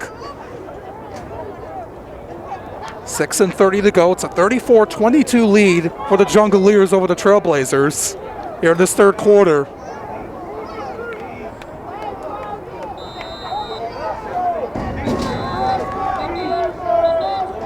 And whistle on the field.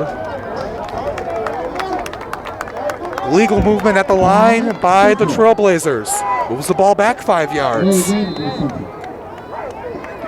Clock's at 6:15.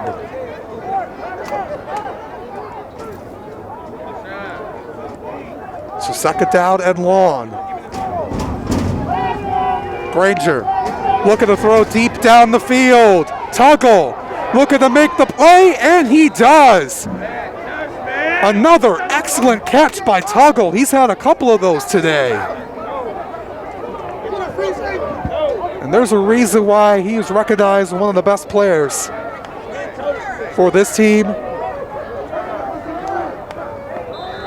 Because he's been stellar. Yeah, that was a very nice catch right there and a nice throw. And that's what happens when you give Granger time to make a throw. He's good at getting the ball down the field as long as you protect him. Short pass to Tuggle again. Gets out of bounds. Past the 30-yard line. Near the Detroit Central sideline. 5.5 to go. Going to be a first down. Clock will run because he was down before he went out of bounds.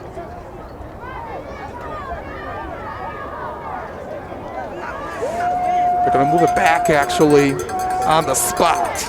So second down and 2 at the 28-yard line.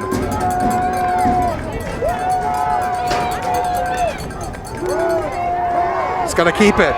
Granger looking to get the first down.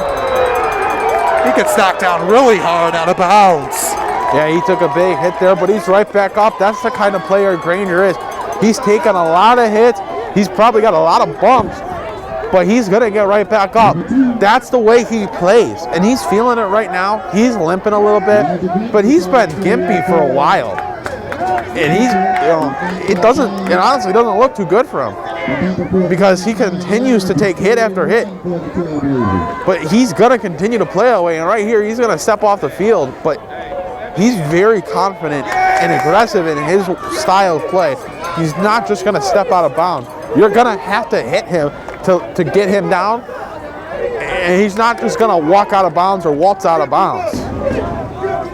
Looks like Tuckle will be out on this play, but a flag is down. It's going to be false start against the Trailblazers. It was 3rd and 1. Now it's 3rd and 6. Ball will be spotted at the 32. Well, you don't want that. You don't want that. You were building some momentum, and then Granger has to come out, and then you looking at 3rd and 1, and you get a false start. Now you're looking at 3rd and 6. Not the situation you want to be in. Tuckle in the quarterback position here for this play. It's going to go. A lot of pressure. He stays on his feet. Ball's loose. Able to get picked up. Ball is loose again. It's picked up by the Juggaleers.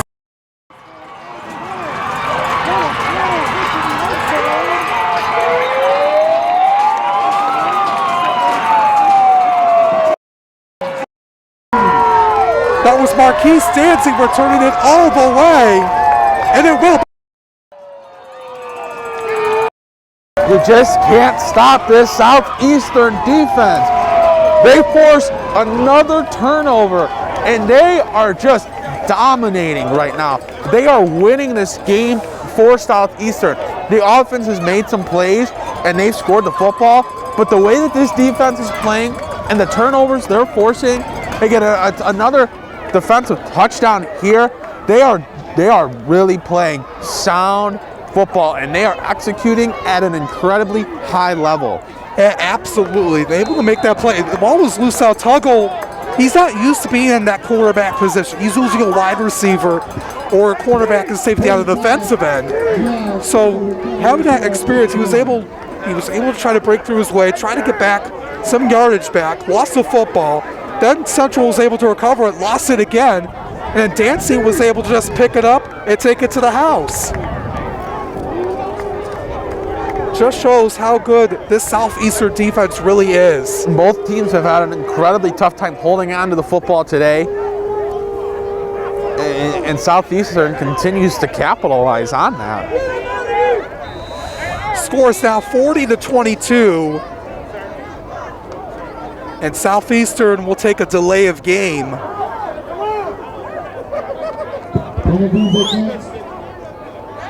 Going to move the ball back 5 yards.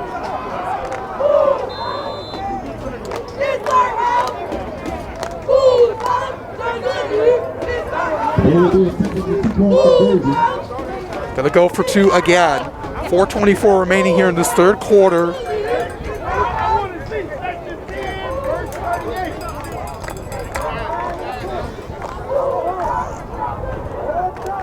And Southeastern looking to make a statement, as they'll be a team to look out for in the playoffs. With the performance they've had here today, it really shows. Yeah, they again, you have to look back at how slow they started and how emphatically they've responded, which is what makes this just even more impressive. You're looking at 2 4-0 teams coming into this game that didn't allow a lot of points either way, and I mean, it looked like it was going to be one of those back and forth games, and it just hasn't been that way since the 2nd quarter when Southeastern just took over. Yeah, they have really just, it's been their game for the most part since, like you mentioned, when they took that lead.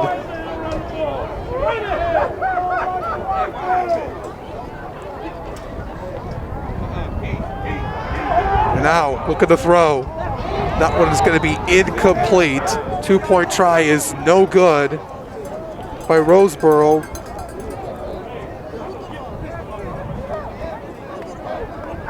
Was looking to make the play in the end zone for Dominic Harris. And the conversion attempt is no good. So still a lot of time for the Trailblazers to come out and come back in this game. And that's why they can't allow themselves to get dejected and to be upset. You know, they have to look and say, hey, you know, early on in this game, we were up. We were winning. And Southeastern took the punches and they responded. Now we have to do that exact same thing. And they got to get moving if they're going to respond in that manner, because time is going to keep ticking. And this Southeastern team just doesn't look like they're ready to lose this game right now. It's going to take a touchdown here to really kind of settle things down for this Central team. Let the defense get out on the field, try to manufacture a stop there, maybe force a turnover, and go from there. But they have to take it one possession at a time. And they have to go out there, and they can't look dejected. They can't look like, you know, this is over. And the kick goes out of bounds, and now some activity out on the field as Detroit Central looking at that play. That was the junior Tesman Hayes getting at one of the players for Southeastern.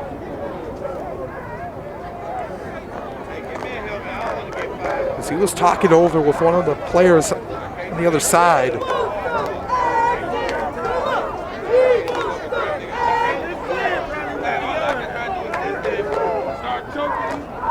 He's going to move the kickoff back.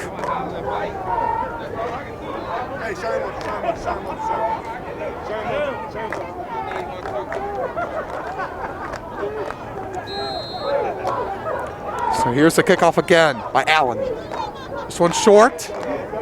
That one will be picked up by the Trailblazers.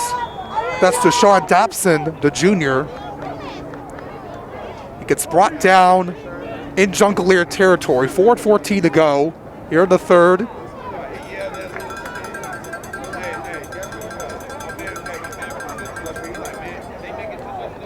So a lot of action left here in this game. Ball's going to be spotted at the 40 of Southeastern.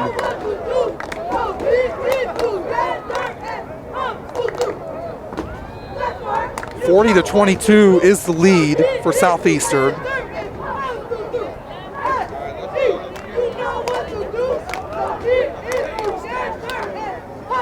Looking at some scores from around the state. Romeo up 7-0 over Dakota in the first quarter. Clarkston up 7-0 over Birmingham Seaholm. And it's a tie game at 7 between Livonia Churchill and Livonia Stevenson. Back to the action. Tuggle still in at quarterback. And he gets brought down once again in the backfield for a loss, this time by Harris. Just no time for him to do anything other than scramble. And Granger, and not in this game right now after leaving in the last offensive drive, a little gimpy. He's still looking over by medical staff over on the central sideline. 3:43 to go.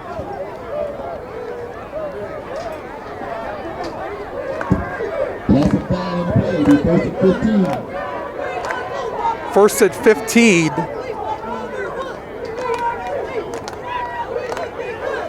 Should actually be second down at 15 because he was brought down.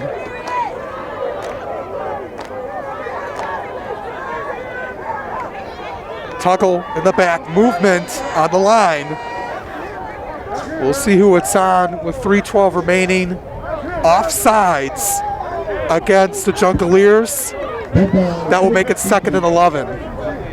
Yeah, and you know, you'll take those 5 yards back after losing 6 on the first down sack. And then it's first and 11 for the Trailblazers.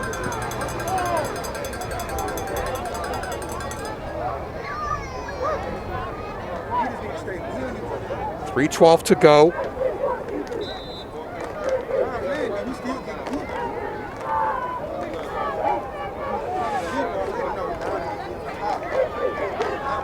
Tuggle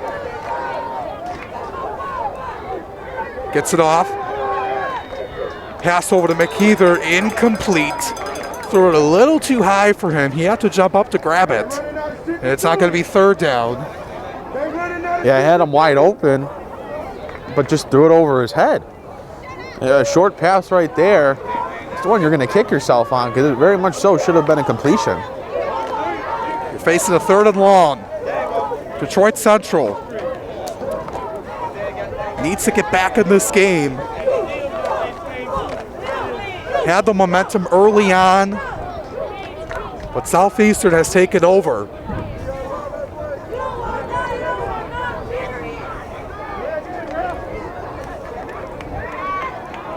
Third down and 11 at the 41-yard line. In the shotgun formation, Tuggle. 2 wide receivers on each end. Gonna throw. Scrambles. Now keeps it. Flag is down. It gets brought down at the end of the play by Terrence Hayes. Number 7, Texas Tuggle, the ball goes to Central. He's tripped up, but there's a flag on the play.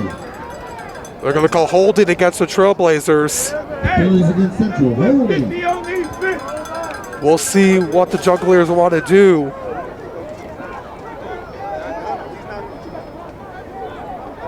And the clock will stop at 2:19.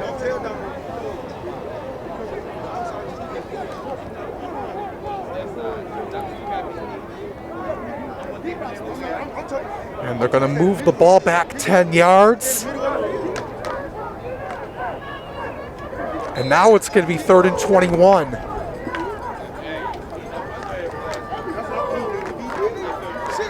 Ball's all the way back to their own 47-yard line.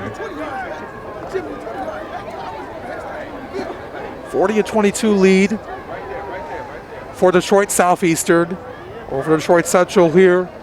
The Detroit Public School League Championship. Pass over to Strickland. It is caught, but it's going to be a loss of yards. Yeah, I had to get down on his knees to haul it in, and you went for a quick screen route right there and was hoping that you were going to be able to get some positive yardage after the catch with the wide receiver trying to manufacture some offense on his own right there. That was number 13, Jalen Strickland. But by the time he caught it, his knees were on the ground and he's down, and he ended up losing yards on a play where on 3rd and 21, Southeastern basically in prevent, you should have been able to get, 8 to 10 yards and improve your field position for 4th down. So they'll have to punt it away. Mitchell will send this one high snap. Tuggle actually going to take it. Going to let the ball bounce. And that ball will be spotted at the 29-yard line. That's where Detroit Southeastern will take over with 1:08 remaining. 1 point down in this game, 14-6. Detroit Central also scored on their first drive of the game at the halfway point in the first. But then Detroit Southeastern just took over. Ever since they took the lead when it was 20-14 in the second quarter, it's been all them. And you have to tip your cap to their defense too, because they gave up 14 points and it looked like, man, their defense just doesn't have it today. They're outmanned, they're outnumbered, and it's going to be a long day for them. And since they have really reeled it in, the last score for Central came off of a specials team play on a kick return to start off the half. So the defense wasn't even on the field to give up that score. The defense has really hunkered down after the first quarter and held up their end of the bargain and done their job. And that's certainly led to the offense being able to go out on the field and have the success that they've had. You have to look at what the defense has done. They set up the offense for a 1st and goal at the 1 or 2 yard line. They manufacture a fumble that they turn into a defensive touchdown themselves. They've done a great job in this game, specifically from the second quarter on, of building themselves up and taking control on that side of the field, and it has led to so much opening up for their team as a whole, and that's why they're winning this game 40-22 right now. They get called for a false start. Got to move the ball back 5 yards. 1:06 remaining. here in this third quarter. Detroit Southeastern making a statement here tonight.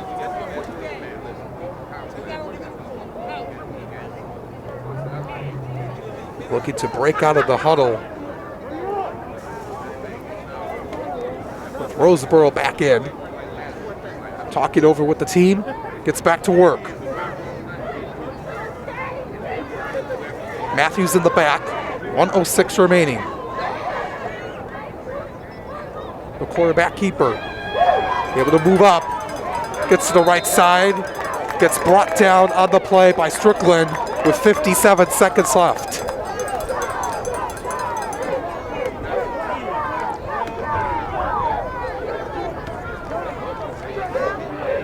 That's a first down right there. A nice start to the drive for Southeastern as he's able to put it on the ground and get the first down.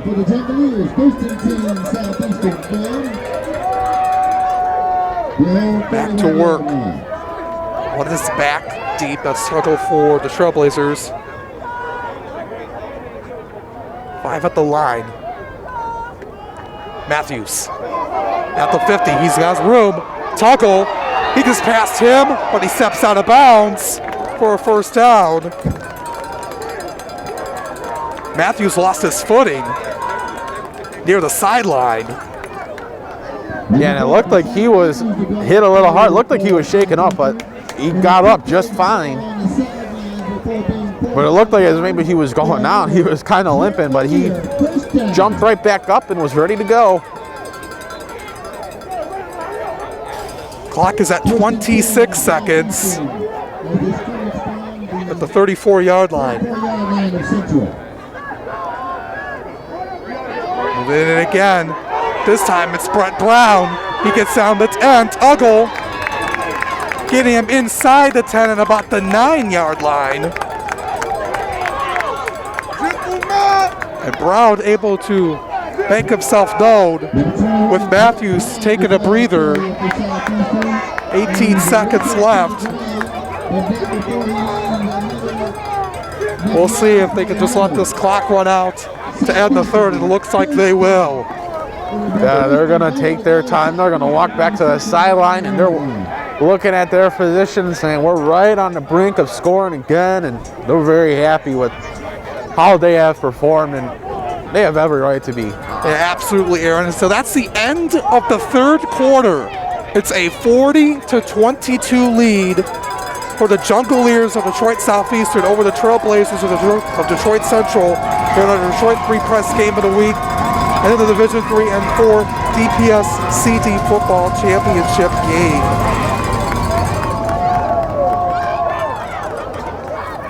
It's been a great one so far, with Detroit Southeastern knocking on the door once again.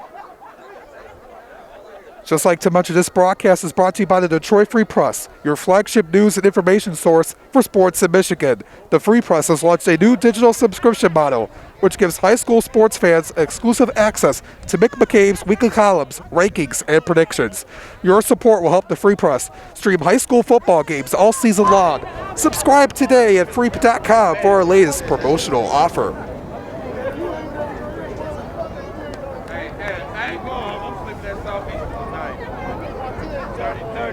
First and goal at the 9-yard line for Detroit Southeastern to begin the fourth quarter. Roseboro. Off to Matthews. Matthews stays on his feet. Once again in the end zone. He's going to be short of it by a couple yards. Is making the tackle Desmond Dapson.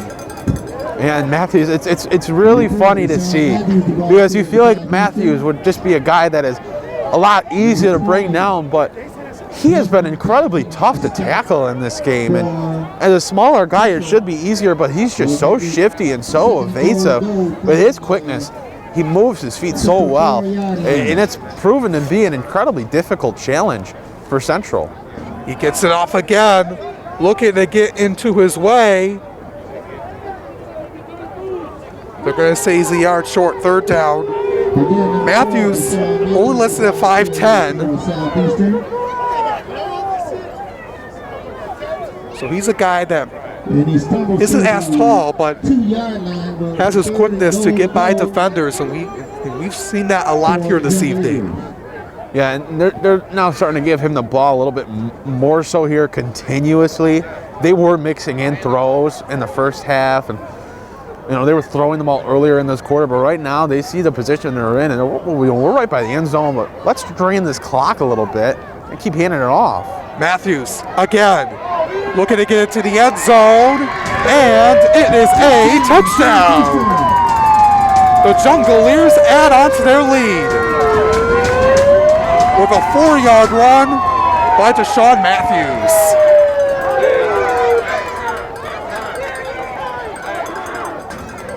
Ten and a half to go in the ball game. A well-earned 6 for Deshaun Matthews. He's been so consistent in this game that he deserved to bring that one into the end zone.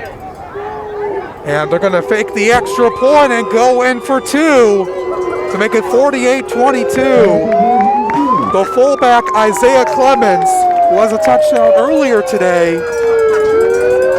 There was no one there to even contest. They lined up for that field goal, and they really only had a snapper and a holder and the kicker on one side. Everyone else lined up on the other. And the central defense was just nowhere to be seen. They basically just walked it into the end zone together for the 2-point conversion. Yeah, 10 and a half to go. And so Detroit Southeastern gets ready to kick this off again. And for Detroit Central, like we mentioned earlier, this team came out with a lot of energy and had the momentum, but just could not have it. Couldn't find it anymore since the second quarter. And with Granger down, that's another factor that's been affecting them a little bit as well, not having him at that quarterback position. Hopefully he's okay. He's still on the sideline. Yeah, that's kind of the bigger storyline in this one. Certainly you don't want to lose a football game, but when you lose your quarterback, your defensive back, your top weapon, that's a lot more concerning than dropping one game, especially because this isn't the end of their season. They're going to have more football games to play. So they need to get Granger healthy, and if that means that, they got to be without him for the rest of this game, then that means they got to be without him for the rest of this game, because it's unlikely that they're going to be able to come back and win this one. So they have to prioritize his health and make sure that he's ready to go in the coming weeks. Absolutely, always going to put your health and safety first. But on the kickoff, it was a short kick once again by the Jungleers, who was touched by one of the Trailblazers. It was loose, able to recover it. They're all the way back at the 23-yard line with 10:21 to go. Scores 48-22 in favor of the Jungleers. I could mention earlier, last year, Detroit Central defeated them in the PSL semifinals 20-0. But it's a completely different story this season. Tuggle is back, looking to find some momentum, and another flag is thrown.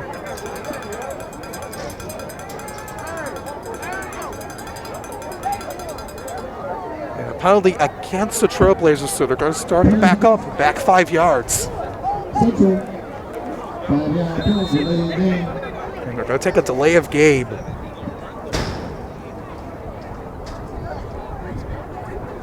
And they just seem out of sorts right now. Certainly losing Granger is going to have an effect on the offense, and that's going to be a problem, but they just look completely out of whack. An incomplete to Strickland, in and out of his hands underneath.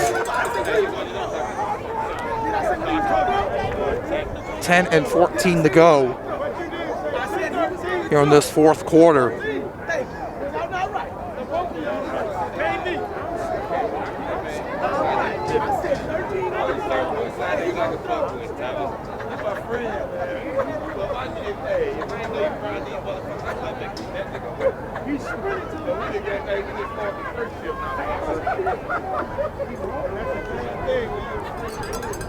Tuggle looking to get used to being that quarterback, like we mentioned, being that wide receiver role. Kind of tough making that transition for him. You're on second down.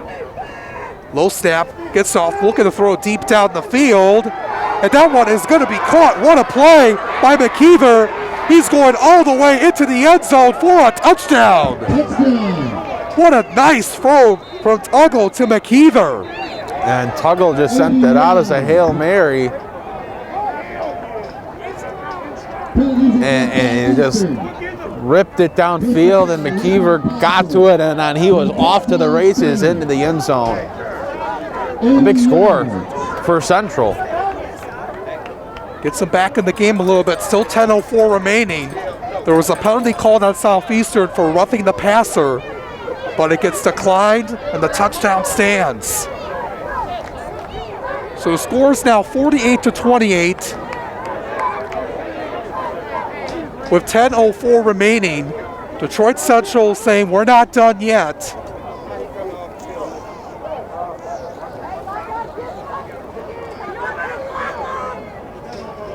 They want to be able to have a little bit of a chance left.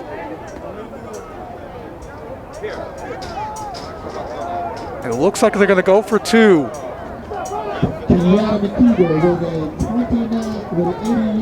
Tuggle, look at the throw. And that one's incomplete to Strickland. So it's still 48-28 in favor of Detroit Southeastern over Detroit Central here in the Division III and IV Detroit Public School League Championship. A big score for Central, no doubt about it. But it's still a 20-point game, and you know, if I'm Southeastern here, I'm going to do exactly what I did on my last possession, and I'm going to punch it on the ground. I own time of possession. I own the scoreboard. I'm going to run it as much as I can with my top running back, who has been very effective in this game, and I'm going to continue to give it to him. I'm going to continue to hand it off to Matthews and let him manufacture yards on the ground, because he's very capable of going off for big runs. He's very capable of getting first down. And while he's doing it, that clock's going to run, and it's going to run down to the point where there's not going to be enough time left for Central to get back out on the field more than maybe one more time if you really do it the right way, and you're going to win this football game. That's the mindset you got to have. And it's not like in basketball where you try to hold the ball as much as you can. You're up 20 points, you know, and you could very much still score the ball with Matthews running it on the ground, because he's just been so effective. He is very much capable of taking you the distance at any given point. We'll see what he does. Tuggle, he's going to kick this one into the end zone for a touchback.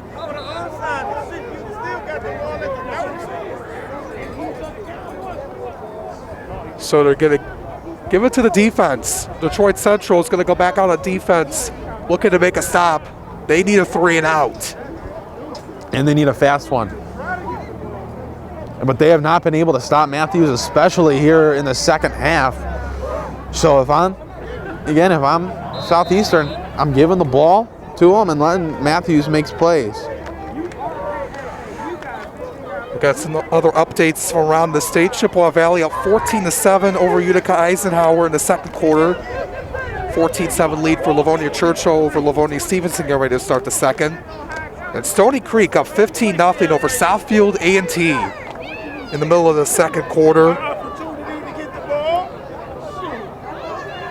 There's some other scores coming around the state here tonight. Matthews has it again. Looking to keep it on the ground. Has the first down and more. And he gets knocked out of bounds near the 40-yard line.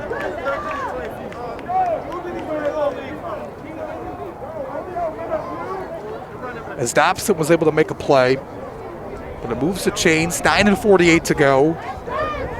And that's exactly what you should be doing. Matthews can get you first downs on the ground. So just give him the ball, and in the meantime, let the clock run. Let the clock run.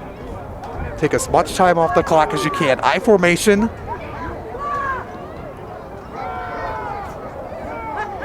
Matthews making it easy. Multiple flags are down, though. That does stop the clock, though, at 9:27. And it looks like it's going to be a holding call. So it's going to move the ball back 10 yards.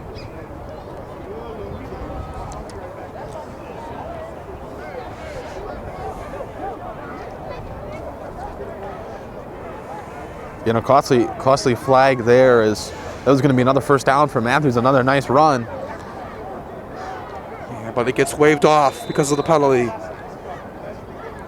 9:26 to go. 48-28 is the lead for the Juggaleers.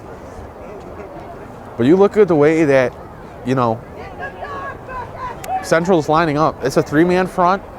They're not packing the box. They're playing back. They're playing like they're almost expecting a throw. And Matthews has taken advantage of that, gaining big chunks of yards on the ground. Roseboro. Trying to pass it. Ball's loose. Ball's on the ground. It's up for grabs. Who has it? Looked like Detroit Central had it. We're going to see the ruling. 8:46 to go. Central had it for a moment. Are they playing with a hot potato? I mean, fumble. Central picks it up. Central fumbles it, and Southeastern picks it back up. I mean, it's been a back and forth, and that's not the first time this has happened, where both teams have fumbled it on the same play. A timeout taken by Detroit Southeastern. Their first timeout and a half, so both teams will have 2 timeouts remaining. Well, Southeastern looking at a second and long.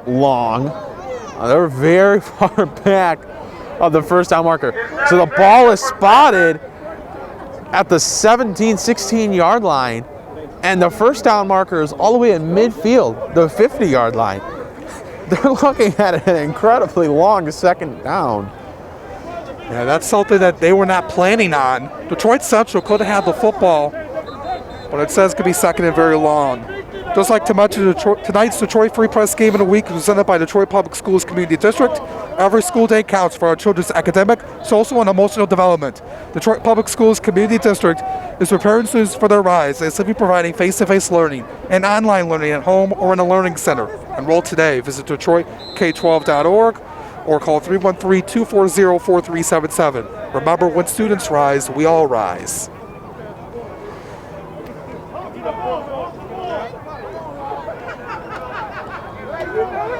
$8:44 remaining. Roseboro gonna hand it off to Matthews. He gets brought down out of bounds by Dobson.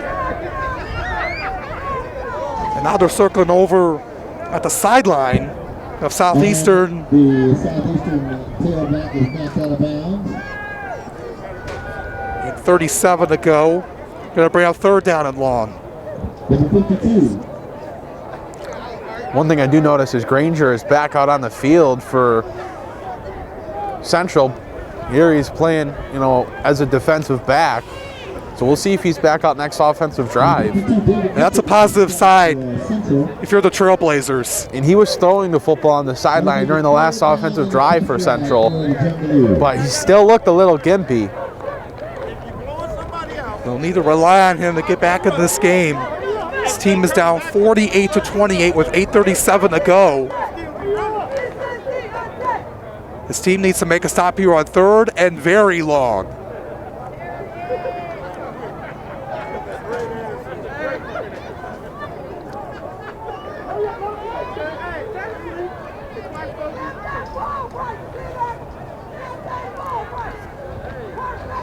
Roseboro Looked like there was some early movement at the line, not called. Brett Brown with the carry, and he gets brought down on the play by Strickland. Something Detroit Central needed, though. Get the ball back. Clock's running at 8:22.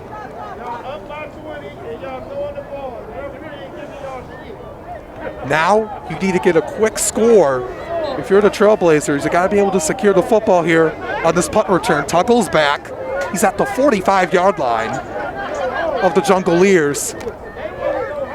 Yeah, he's going to hold this ball as long as he can before having to snap it. Clock is under 8 minutes. Late substitution coming in for the Trailblazers. They only had 10 men out on the field. Gets it off. Lots of pressure. Ball's gonna roll. Tuggle's gonna go at midfield. Circles through. A late flag. Still up on his feet at the 40. He dances around again before he gets out of bounds. And we have 3 flags on the play. 3. 1 all the way back at the 47 and 2 to the Detroit Central sideline. Yeah, a lot of flags starting to pile on here later that we get into this game. We'll see what all the calls are. This might take a minute to sort out. Clock is stopped at 7:31.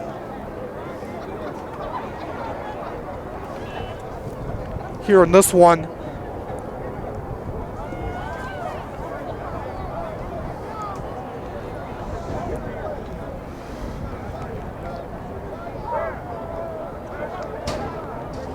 So offsetting penalties.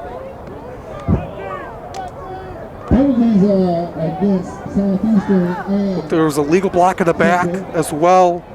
the offsetting fouls. Both teams. There's a legal tackle on Southeastern. Penalties offset, and it will be down over. We'll see where the ball is spotted.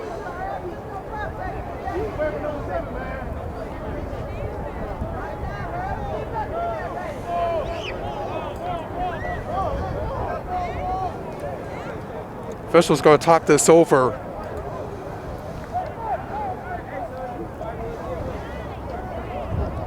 Well, and you look at, are they going to redo the down maybe? I think they're redoing the punt. As you see, Yeah, they're lining up like they're special going to teams redo unit it. to get back out on the field. 7:31 to go. The clock is stopped.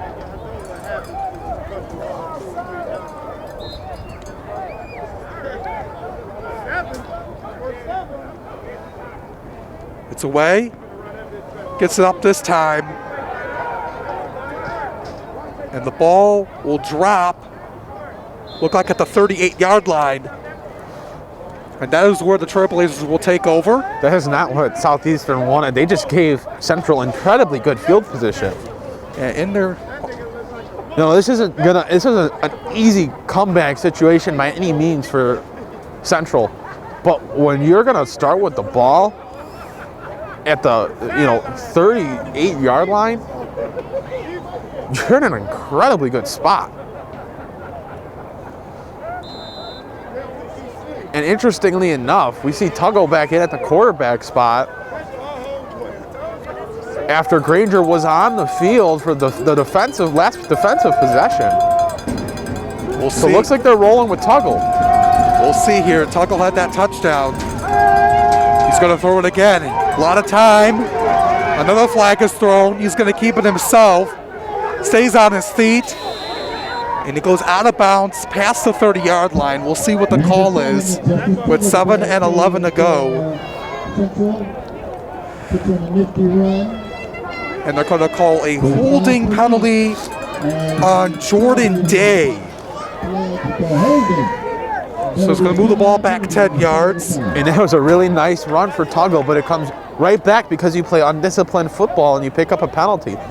These penalties are starting to pile up, and that wasn't really a problem in the first half, nor so the third quarter.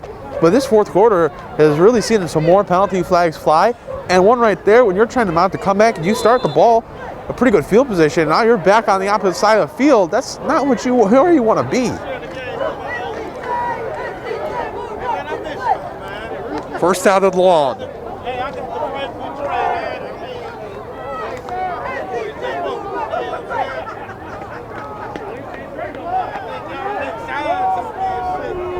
Seven minutes to go here in the ball game. First and long. Shotgun formation, Tuggle. And that one on the ground, looking for McKeever. And he's done that too much. He's thrown too short countless times, specifically in these screen plays. He's throwing short every time. So it's going to be second down. 6 and 56 to go. 48-28 Southeastern.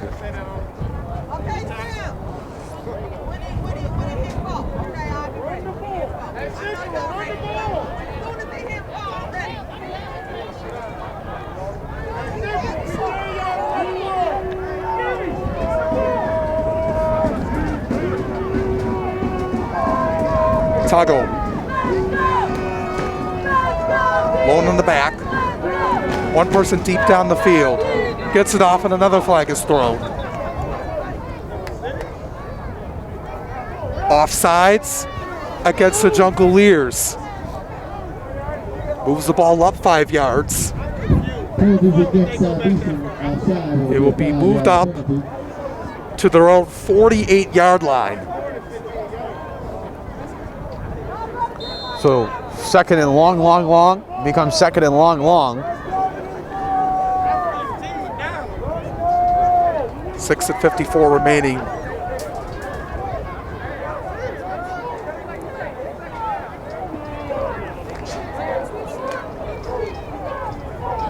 As Tuggle is back. One wide receiver on each end, now two, with Moore going over to his left. Gets it off. Looking to throw over the middle. McKeither has it. He's back at the line of scrimmage, the original line of scrimmage where it was at. Clock continues to run. They got to move. It's going to be third down and 11 at the 39-yard line.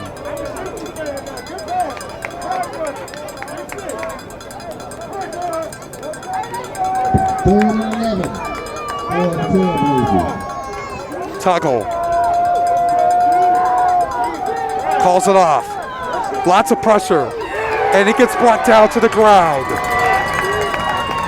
A nice play defensively. That time by Tayshawn Adams.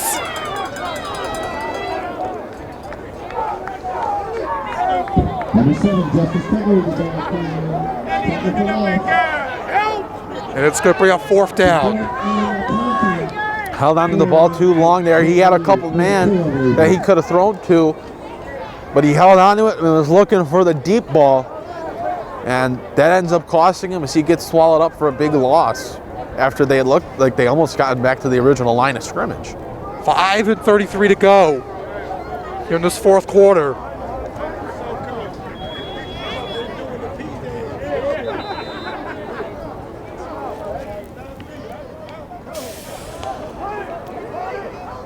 And a timeout called.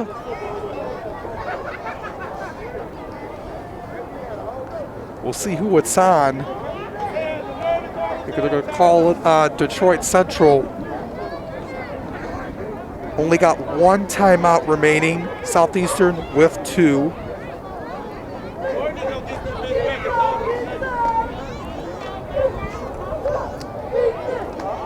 Get some other scores happening. It's now a 15-7 lead for Stony Creek over Southfield A&T late in the second quarter. Sterling Heights Stevenson up 28-14 over Grosse Pointe South in the middle of the second. Romeo and Dakota are both tied at 14 late in the second. And over on the west side of the state, Zeeland West up 14-0 over Muskegon at halftime. You got scores from everywhere. You got all around the state. And it's kind of a little bit surprising. Zeeland West with the halftime lead over Muskegon. And it's going to be 4th down and long. They're going to go for it. Granger back in the game, looking for Tuggle, incomplete. And it's going to be a turnover on downs. 4th down, and the pass is incomplete.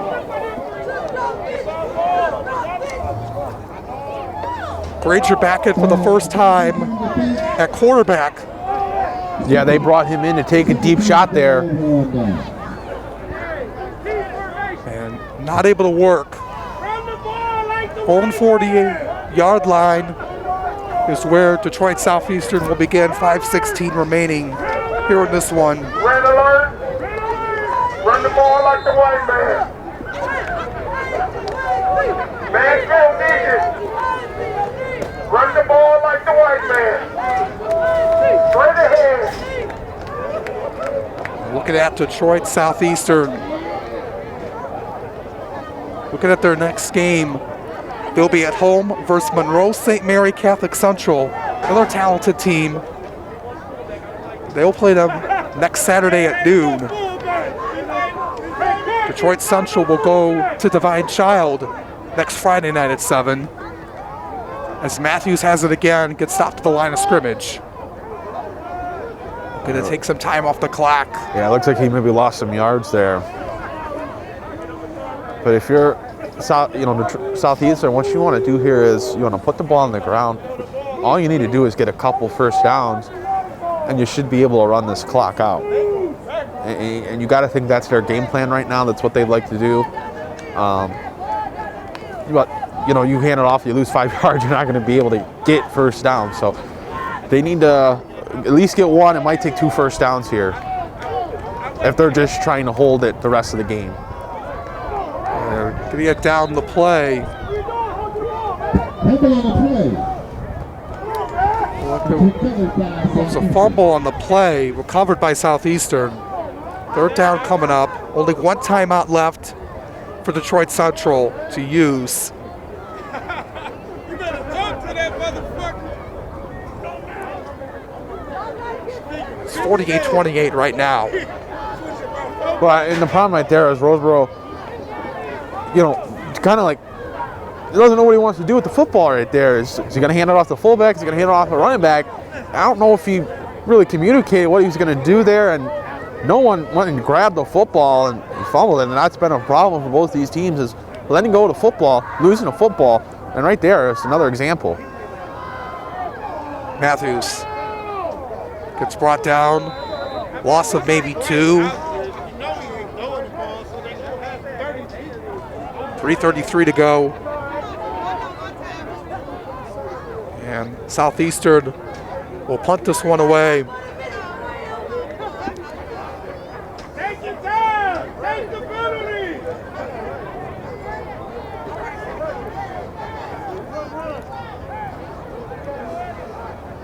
And Detroit Central will get one more opportunity at least with 3 minutes left.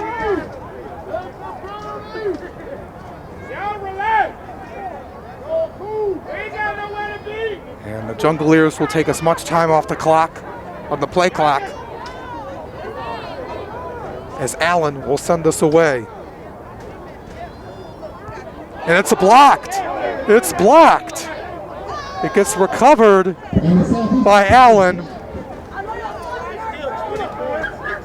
It will be a turnover on downs.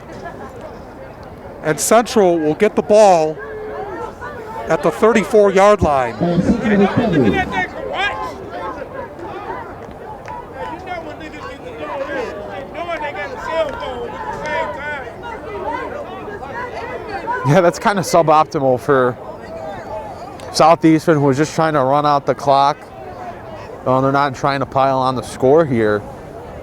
They were going to let the clock run as much as they could, and Central, they're still going hard. Like, they're not going to just say, say, all right, you win. They're going to keep playing, and right there they blocked the punt. But when you're Southeastern, you're probably thinking like, hey, we're just trying to get out of here at this point. We're not trying to run up the score on you. Granger's back. 2:44 remaining. Three wide receivers to the right. Got to move very quickly. He's going to throw deep down the field. Tuggle has it. Looking to circle around. He's at the 10. Ball is loose. Into the end zone. Up for grabs. It's recovered by the Jungleers. And it's going to be a touchback. Tuggle made the catch. Lost the football as he was circling around to find some open space. And it results in a touchback. You know, I talked about it earlier in the game, and I was wondering how the weather would affect this game. And maybe the cold is making it hard to hold on to the ball. Maybe the ball is a little harder, a little too hard or something. Because just the most random situations where both these teams have just lost the football. And that's the only thing I'm thinking. I mean, it's an abnormally high amount of fumbles and loose balls in this game. It's time for wishbone formation. You cannot make this stuff up. You really can't. A blocked punt, which looked like it was going to end up on one play, it looked like it was going to turn into a touchdown. But on that same play, the ball comes flying out of the receiver's hands, and he wasn't even, touched. It's just an incredible turn of events. Ball spotted at the 20-yard line, 2:26 remaining. Would have made it a two-score game on the touchdown.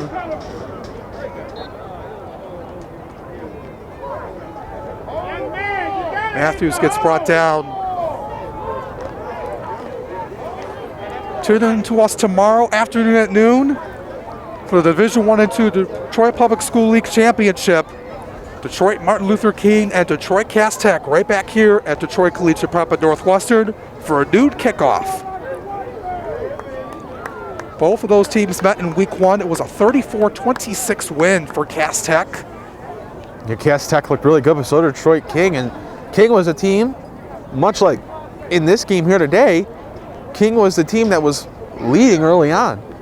King was winning the football game like Central was here today, but Cass, like Southeastern, able to come back and eventually won that game in a closer contest. It's going to be an exciting rematch tomorrow between those two teams. As Lenny get some movement here. And looks like we have a timeout on the field. Detroit Central will use their final timeout with 1:18 to go in the game. Probably a little bit too late for timeouts at this point. Detroit Central, like we said, got off to the lead early. Like you mentioned a little bit earlier, Aaron, couldn't hold on to it. Detroit Southeastern, though, they're going to be a very good team to watch in Division 8, as they'll be looking to, they want to have the mindset, they want to get to Ford Field and win the state championship. Yeah, absolutely, Alan. This is a game where they showed up and said, hey, we're good enough to do that. Absolutely we are. I mean, a good performance for them on both sides of the field. They played a very convincing game. Detroit Central, they'll be in Division 7.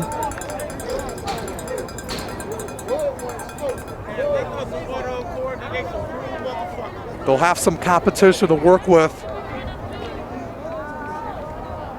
They'll be in the district with Madison Heights, Bishop Foley, and Detroit Loyola, just to name some of the teams. Two very good programs over from the Detroit Catholic League. Roseboro going to throw it here on third down. That one incomplete. It stops the clock at 1:13. I don't understand that. There's a minute 15 left in the game and you're taking a shot down the field. Run the football and let the clock run.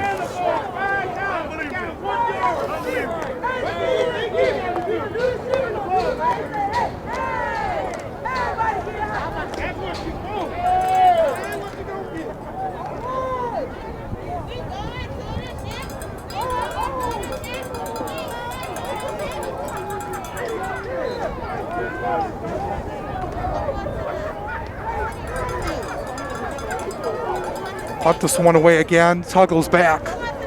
We'll see if Central puts more pressure again like they did the last punt. They will. This one, high kick, goes down. Tuggle has it. He's at the 30. He's going to the 20. Has some space. Gonna go into the end zone. I don't know if he's out of bounds. We'll see if he's down at the 1. They're gonna mark him down at the 1. 58 seconds. But a nice return.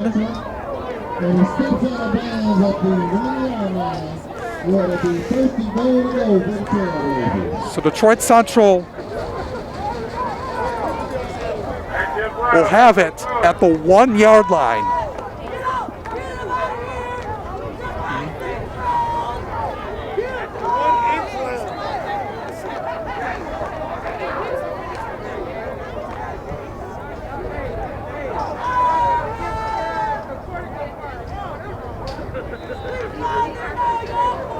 .58 seconds to go.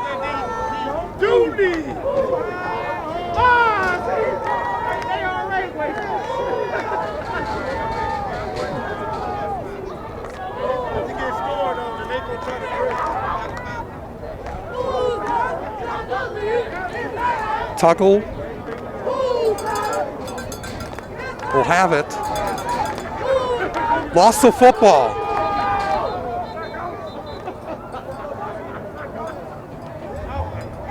False start on the offense. I think in the last minute, with the clock running, it should be a 10-second runoff because the clock was running. You would think. Clock should be at 46 seconds.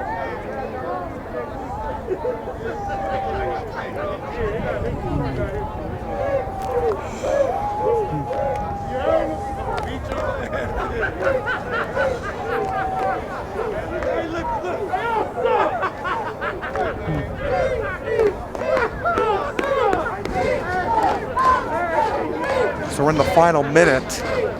Tuggle is back. Looking to throw it to the end zone to Strickland. In the back. Did he catch it? Yes, he did. It's a touchdown. What an incredible catch by Jalen Strickland. And it's 48-34 with 49 seconds to go. You know, if you were playing fantasy football and you were on the receiving end of getting points for this, and you know you're getting these garbage time points, you'd be really happy. But there's not fantasy high school football, so no one, you know, I don't understand what the point of all of this is, with this still being a 2-possession game. And this isn't just on Central, because you know, for the most part, you're going to play to win until the final whistle blows. You know, you have to look at what Southeastern did on their last possession, where they decided to throw the ball on 3rd down. They could have very easily handed the ball off and let the clock run, but they decided to throw the ball, and that stopped the clock. So this has really just been 2 teams prolonging this contest. And if you're Southeastern, you just want to get out of here at this point. It's cold, you know. You have the lead. You should just be able to run the clock out. Detroit Central will do the onside kick. Only 49 seconds remaining. Hopefully get some luck. Let's go, baby. Hopefully it touches one of the Jungleers and you're able to grab it. Yeah, you have to do that twice.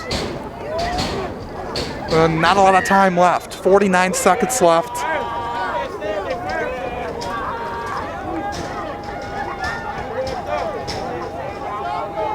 So Tuggle will attempt it. Gotta kick it at least 10 yards.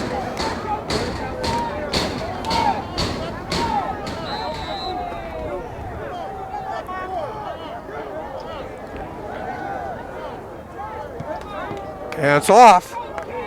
But right there to make it was off the chest of Hayes.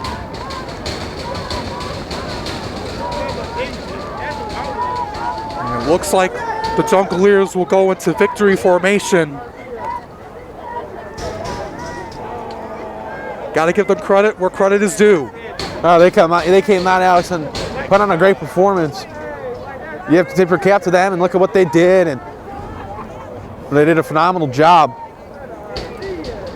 on both sides of the field. The offense came alive when it needed to, and the defense manufactured offense for the offense. A good game for them, and a very tough matchup. Yeah, Detroit Central, not an easy team to play, but Southeastern coming in and making a statement here tonight.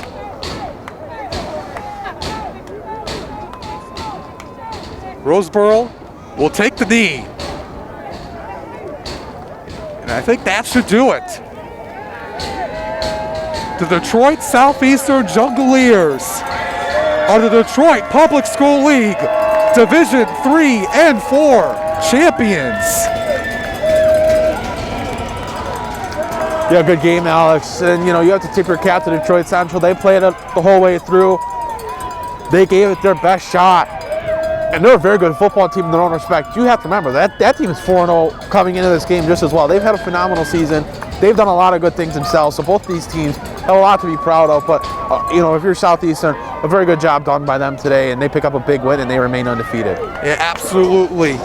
So that is going to do it for us here tonight, here at Detroit Collegiate Prep at Northwestern.